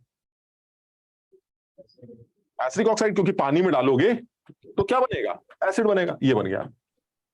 तो क्योंकि ये एसिड बन रहा है इसलिए इसको ऑक्सो एसिड बोलेंगे। This is oxy acid, this is oxy acid. ये हमारा ऑक्साइड है और ये हमारा ऑक्सी एसिड। ठीक, अच्छा अब मैं उल्टी बात कर रहा हूं। उल्टी बात क्या कह रहा हूं कि जो ऑक्सी एसिड होता है, उस ऑक्सी एसिड में अगर तुमने पानी चूस लिया तो जो बनेगा वो उस ऑक्सी एसिड का एनहाइड्राइड होगा। समझो बात, यानी मैंने ऑक्साइड का एक और डेफिनेशन क्या याद किया है कि ऑक्सी एसिड में से पानी निकलने के बाद जो बचा, that is known as oxide also. ये दो बातें हो गई ना, ऑक्साइड में पानी डालकर ऑक्सी एसिड बनता है और ऑक्सी एसिड में से पानी निकालकर ऑक्साइड बनता है। ये ठीक हो गया? ठीक, क्योंकि पानी निकाल रहे हो इसलिए उस ऑक्साइड का एक और नाम है एनहाइड्राइड। एनहाइड्राइड, एनहाइड्रस मतलब पानी निकाल लिया, यानी इस ऑक्साइड का एक और नाम है जिसको आप एनहाइड्राइड कह सकते हैं। सो ऑक्साइड्स, ऑक्साइड्स का जो डेफिनेशन है वो क्या है? Oxides are anhydrides of oxy acid और हाइड्रोक्साइड। यानी हाइड्रोक्साइड क्यों कह रहा हूं मैं? क्योंकि हाइड्रोक्साइड भी तो बनता है जब आप मान लीजिए आपका ये Na2O, इस Na2O को आपने पानी में डाला तो क्या बनेगा? NaOH। अगर मैं इस NaOH में से पानी निकाल लूं तो जो ऑक्साइड बनने वाला है आप इसको एनहाइड्राइड फॉर्म बोलेंगे इस हाइड्रोक्साइड का। यानी this is oxide and this is hydroxide. तो हाइड्रोक्साइड में से अगर आपने पानी निकाल लिया तो भी ऑक्साइड बनता है, इसलिए हाइड्रोक्साइड का एनहाइड्रस फॉर्म ऑक्साइड के नाम से जाना जाता है। इसी तरह से ऑक्सी एसिड में से पानी निकाला तो ऑक्साइड बनता है, इसलिए ऑक्सी एसिड का एनहाइड्राइड फॉर्म ऑक्साइड बोला जाता है। मतलब आप समझिए जो जस्ट उल्टा, ऑक्साइड में पानी डाला तो या तो एसिड बनेगा या बेस बनेगा। ठीक, जो एसिड है उसका नाम ऑक्सी एसिड है और जो बेस है उसका नाम हाइड्रोक्साइड। ये सब याद रखना पड़ेगा। यानी एनहाइड्राइड में ऑक्साइड में आपने पानी डालकर या तो ऑक्सी एसिड बनाया है या आपने हाइड्रोक्साइड बनाया। ठीक है, अच्छा अब उल्टा करते हैं। अगर ऑक्सी एसिड बना है तो उसमें से पानी सोख लो, उल्टा कर लो, तो अगर तुम पानी निकाल लोगे तो ऑक्साइड दोबारा बन जाएगा। अब क्योंकि उसमें से पानी निकल के ये बना है इसलिए इस आदमी को एनहाइड्राइड भी कहा जा सकता है। यानी उस ऑक्सी एसिड का ये एक एनहाइड्राइड भी बोला जा सकता है। यानी ऑक्साइड की डेफिनेशन क्या है? Oxides are anhydrides of oxy acids या फिर हाइड्रोक्साइड्स। यानी ऑक्साइड्स जो होते हैं वो ऑक्सी एसिड्स या हाइड्रोक्साइड्स के एनहाइड्राइड्स भी माने जा सकते हैं, क्योंकि ऑक्सी एसिड और हाइड्रोक्साइड ऑक्साइड्स में पानी डाल के बनते हैं। तो ऑक्सी एसिड और हाइड्रोक्साइड में से पानी निकालकर आप ऑक्साइड दोबारा भी बना सकते हैं। जैसे मैं एग्जांपल लेता हूं, जैसे H2SO3। अब तुम ये बताओ H2SO3 जो होगा वो किस ऑक्साइड का ऑक्सी एसिड होगा? सोचो जरा, कैसे बना होगा वो? H2SO3 को बनाया गया होगा किसी ऑक्साइड में पानी डालकर। तो जिस ऑक्साइड में पानी डालकर उसको बनाया गया वही ऑक्साइड इस ऑक्सी एसिड का, इस H2SO3 का एनहाइड्राइड होगा। उल्टा, यानी आप इस H2SO3 में पानी निकाल लीजिए, पानी निकालकर जो बचा that will be the oxide, जिसको आप एनहाइड्राइड भी कह सकते हैं क्योंकि ये पानी के निकलने से बना है। भाई तुम लोग यार मेरी बात समझ रहे हो कि नहीं? एनहाइड्राइड जो है वो ऑक्साइड ही है, वो ऑक्साइड का एक नाम है। क्यों कहते हैं ऐसा? क्योंकि एनहाइड्राइड बनता है ऑक्सी एसिड में से पानी निकालकर या हाइड्रोक्साइड में से पानी निकालकर। तो इसका मतलब ये हुआ, कभी कभी हमसे ये सवाल पूछ सकता है कि H2SO3 का एनहाइड्राइड फॉर्म क्या है, H2SO4 का एनहाइड्राइड फॉर्म क्या है। तो मैं ये सवाल का आंसर कैसे निकालूंगा? तो मुझे जो भी ऑक्सी एसिड दिया जाएगा मैं उसमें से पानी खींच लूंगा, और जैसे मैं उसमें से पानी खींचूंगा जो भी बचेगा दैट इज माई एनहाइड्राइड। लेकिन इसमें डाउट होता है, ये यहां पर तो निकालना आसान है, जैसे तुमने यहां पर पानी निकाला तो क्या बचेगा? SO2। यहां पर पानी निकाला तो क्या बचेगा? SO3। लेकिन सोचो यहां पर पानी निकालो जरा, कैसे पहचानोगे? यहां पर पानी निकालोगे तो ये P2O5 थोड़ा ना बचेगा, यहाँ तो एक ही फास्फोरस है, तो P2O5 कहां से आ गया? उसका तरीका है, तरीका यह है कि आप जिस एलिमेंट के ऑक्साइड की बात करने जा रहे हैं उस एलिमेंट की ऑक्सीडेशन नंबर दोनों तरफ सेम होनी चाहिए, बस बात कर, बस इतना ध्यान रखना। यानी अगर आप यहां पर बात कर रहे हैं, नहीं ये इसी का पार्ट है, यानी H2SO3 जो है वो SO2 में कन्वर्ट हो रहा है। अगर H2SO3 SO2 में कन्वर्ट हो रहा है, और ये तो निकाल भी सकते हो, इसमें से पानी निकालोगे तो SO2 बनेगा, इसमें से पानी निकालोगे तो SO3 बनेगा। H2CO3 में बिल्कुल सीधा है, पानी निकालोगे तो CO2 बनेगा, यहां कोई डाउट नहीं। लेकिन फिर भी तुम चेक करना चाहो चेक कर सकते हो, यहां पर सल्फर +4 है, यहां पर भी सल्फर +4 है, यहां सल्फर +6 है, यहां भी सल्फर +6 है, ये +6 होगा। यहां पर कार्बन +4 है, यहां पर भी कार्बन +4 है। यानी एलिमेंट की ऑक्सीडेशन स्टेट कभी चेंज नहीं होगी। S3PO4 में फास्फोरस की ऑक्सीडेशन स्टेट +5 है और P2O5 में फास्फोरस की ऑक्सीडेशन स्टेट +5। वो कौन सा ऑक्साइड होगा फास्फोरस का जिसमें फास्फोरस की ऑक्सीडेशन स्टेट +5 होगी? P2O5। कुछ समझ रहे हो? अच्छा अब सोचो अगर S3PO3 है, जल्दी बताओ S3PO3 में फास्फोरस की ऑक्सीडेशन स्टेट कितनी है? इसका अलावा तुम्हें ऑक्सीडेशन स्टेट निकालना नहीं आता, पूरा चैप्टर खत्म हो गया वो हमारा मोल कॉन्सेप्ट 2 का। तुम ऑक्सीडेशन स्टेट नहीं निकाल पाते। S3PO3 में फास्फोरस की ऑक्सीडेशन स्टेट कितनी? कॉन्सेप्ट 2 पूरा काम हुआ था। पूरा काम हुआ था मतलब?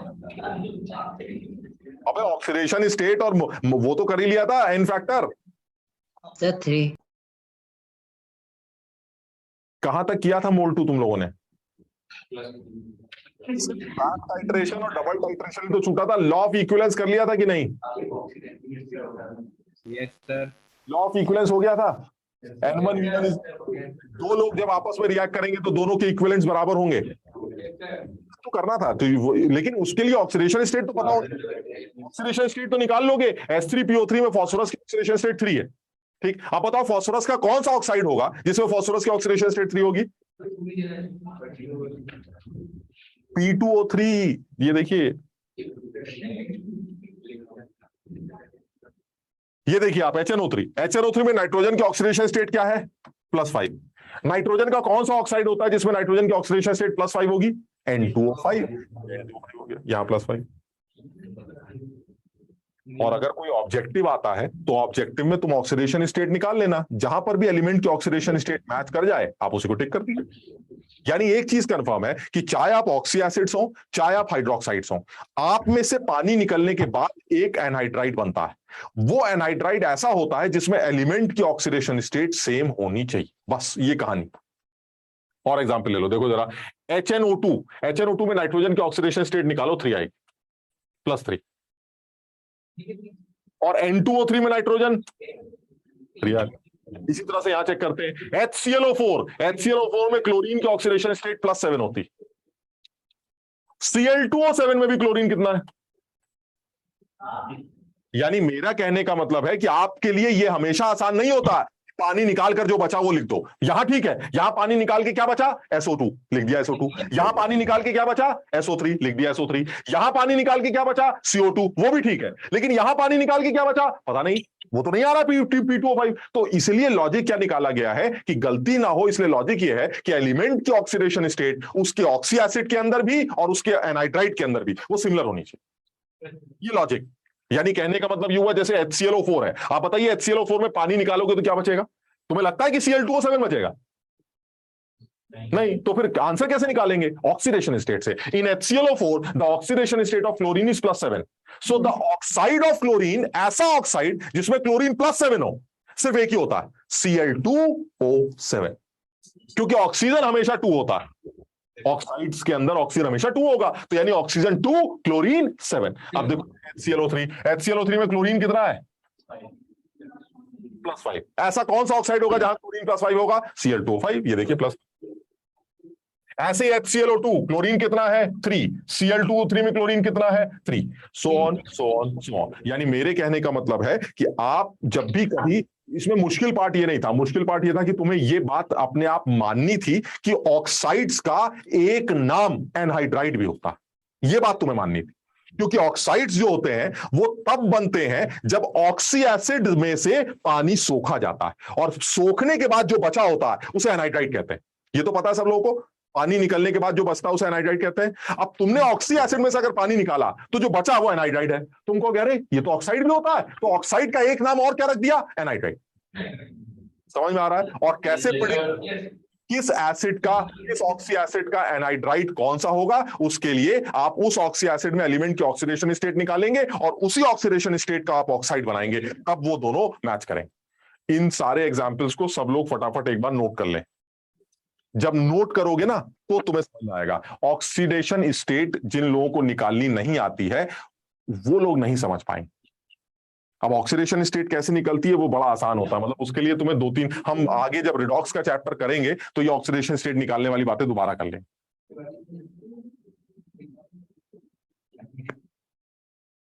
लेकिन जिन लोगों ने क्लासेस अटेंड की थी उनको तो यार ये इतनी सिंपल ऑक्सीडेशन स्टेट निकालनी तो आती होंगी भाई।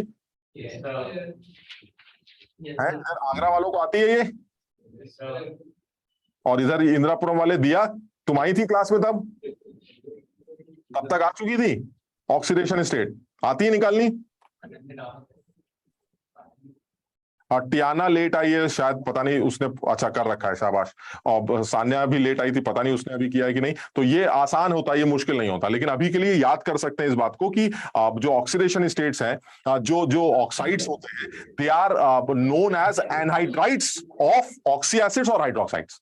इसको याद कर सकते हैं।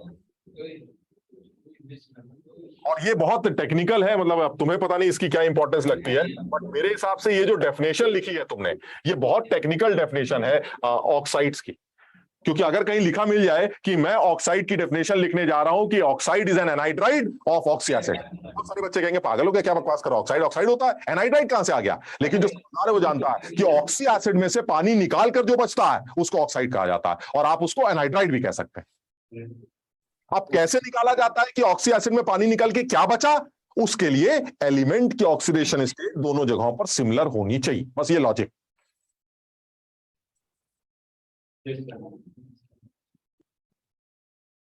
जैसे एक एक एग्जांपल ले लेते हैं, एक से अभी तुम इसको नोट कर लेना, मैं इसी में से एक एग्जांपल ले रहा हूं।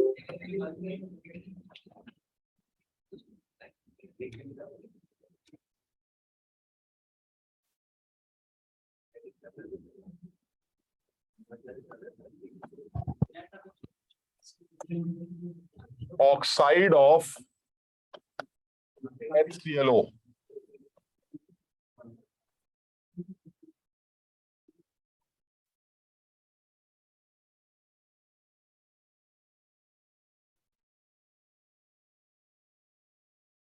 Sir Cl2।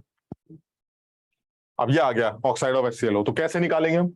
अब हम क्या इसमें से पानी निकल पाएगा? एक ही हाइड्रोजन है, पानी कहां से निकालोगे? अब कोई पानी आने का झंझट नहीं है, अकल लगानी है। अकल क्या लगानी है? ऑक्सीडेशन में से पानी निकाला, तो एक ऐसा कंपाउंड बनना चाहिए जिसका ऑक्सीडेशन स्टेट दोनों जगहों पर सिमिलर हो। तो बस आप ऑक्सीडेशन स्टेट चेक कर लीजिए। अब आपको बस ये पता होना चाहिए कि ऑक्सीडेशन स्टेट HClO के अंदर क्लोरीन की ऑक्सीडेशन स्टेट 1 + x - 2 = 0। याद है ये? Yes sir. वैल्यू आ गई 1। इसका मतलब ये हुआ HClO में क्लोरीन अगर +1 है तो इन सारे ऑक्साइड में वो क्लोरीन पकड़नी है जो +1। ठीक, तो जो पहली वाली क्लोरीन है वो अगर तुम पहचान पा रहे हो तो इट इज 2x - 6 = 0, x = +3, यानी यहां क्लोरीन आपकी +3, यहां पर x - 2 = 0, x = +2, यहां क्लोरीन +2, यहां पर 2x - 2 = 0, x = +1, यहां क्लोरीन +1, 2x - 14 = 0, x = +7, यहां क्लोरीन +7। अब आपकी क्लोरीन जहां भी +1 हो उसे टिक कर दीजिए। सर सी ऑप्शन में क्लोरीन आपका +1 है, यानी HClO जो कि एक ऑक्सी एसिड है उसका एनहाइड्राइड जो होगा वो Cl2 होगा, जिसको आप ऑक्साइड भी कहते हैं।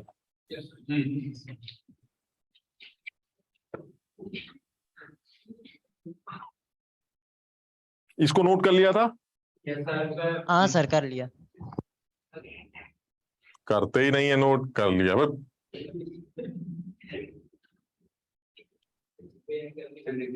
सर कर लिया, देख लीजिए आके। उधर ही आएंगे अभी हम। आइए सर, आप ही का तो इंतजार है। भैया क्या इतना इंतजार मत करो, अब हम घबराहट हो रही है उधर आने में। सर मैंने तो चॉकलेट्स बचा के रखी है। अगली क्लास से स्टार्ट हो रही।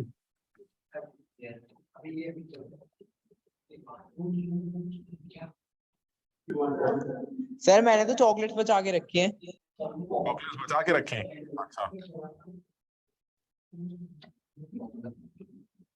हाँ भाई, समझ में आ गया। ठीक है बेटा, ये तुम यार ये कृत जो है यार बच्चों को डिस्टर्ब बहुत करता है यार। क्या बोला सर ने?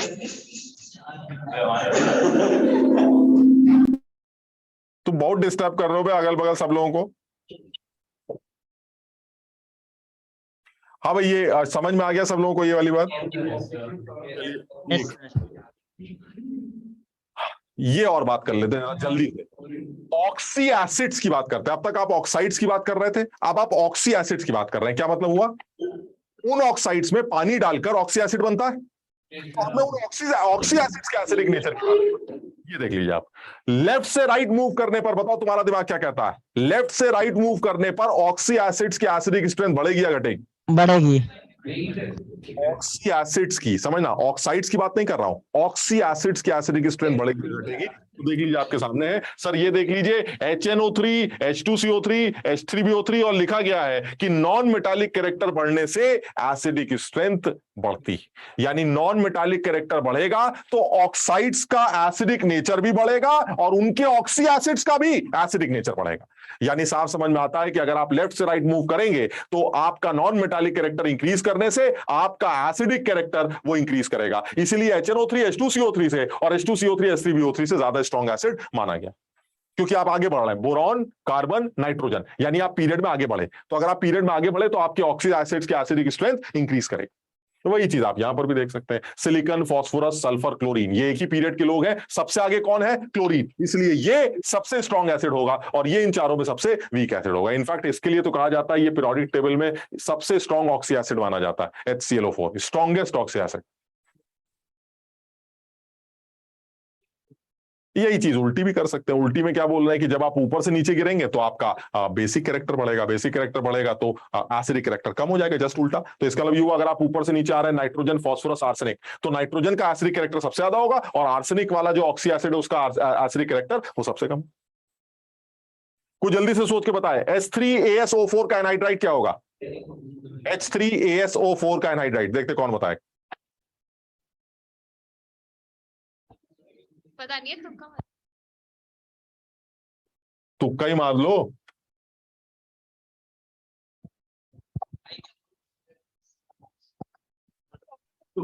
अरे यार ऑक्सीडेशन स्टेट नहीं निकाल पाते।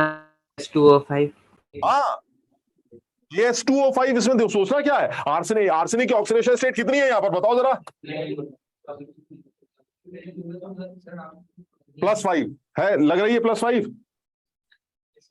निकाल के देख लेते हैं। H3ASO4, ये हो गया 3, ये हो गया X, ये हो गया 8 is equal to 0, X is equal to +5। So arsenic की ऑक्सीडेशन स्टेट यहाँ +5, ठीक। तो ऐसा कौन सा ऑक्साइड है जिसमें आर्सेनिक +5 होगा? AS2O5, खत्म हो गया।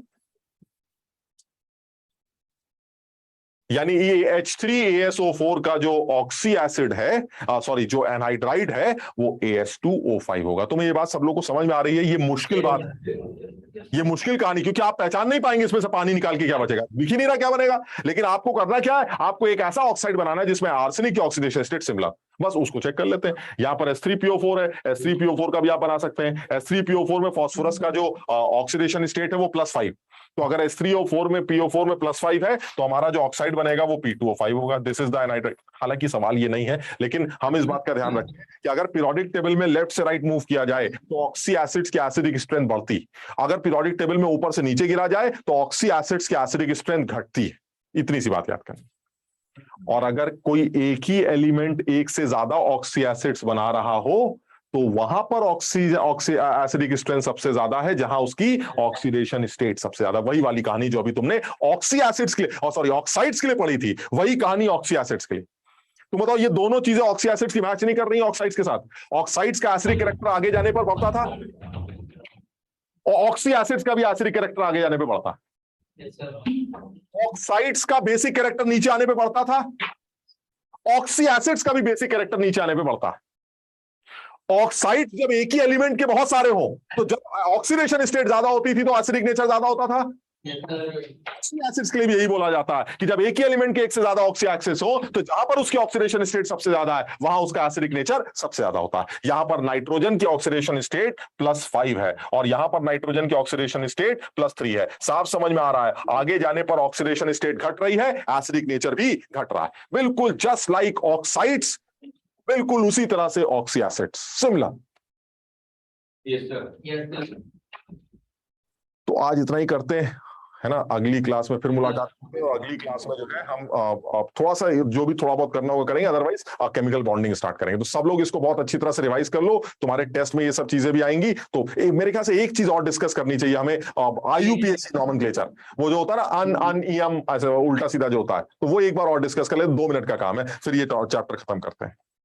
चलो भाई सर हाँ सर वो लास्ट क्लास के नोट्स अपलोड करने हैं और उससे पहले वाली क्लास के नोट्स जो गलत अपलोड हो गए थे उसे चेंज करना है, वो अभी तक चेंज नहीं हुए हैं। अच्छा, तो ये बेटा कल हो। Okay sir. सर मेरे को एक डाउट था सर। सर रुक जाओ सर, सच में डाउट है सर। मोल कॉन्सेप्ट से डाउट था सर एक। कौन पूछ रहा है? प्रीत। नहीं, कोई डाउट नहीं है। सर सच में रुक जाओ सर। अरे सर डाउट है। Thank you sir. Thank you sir. Thank you sir. Sir camera man चौक करे। मैं तो कहते मतलब वो मुझे लेके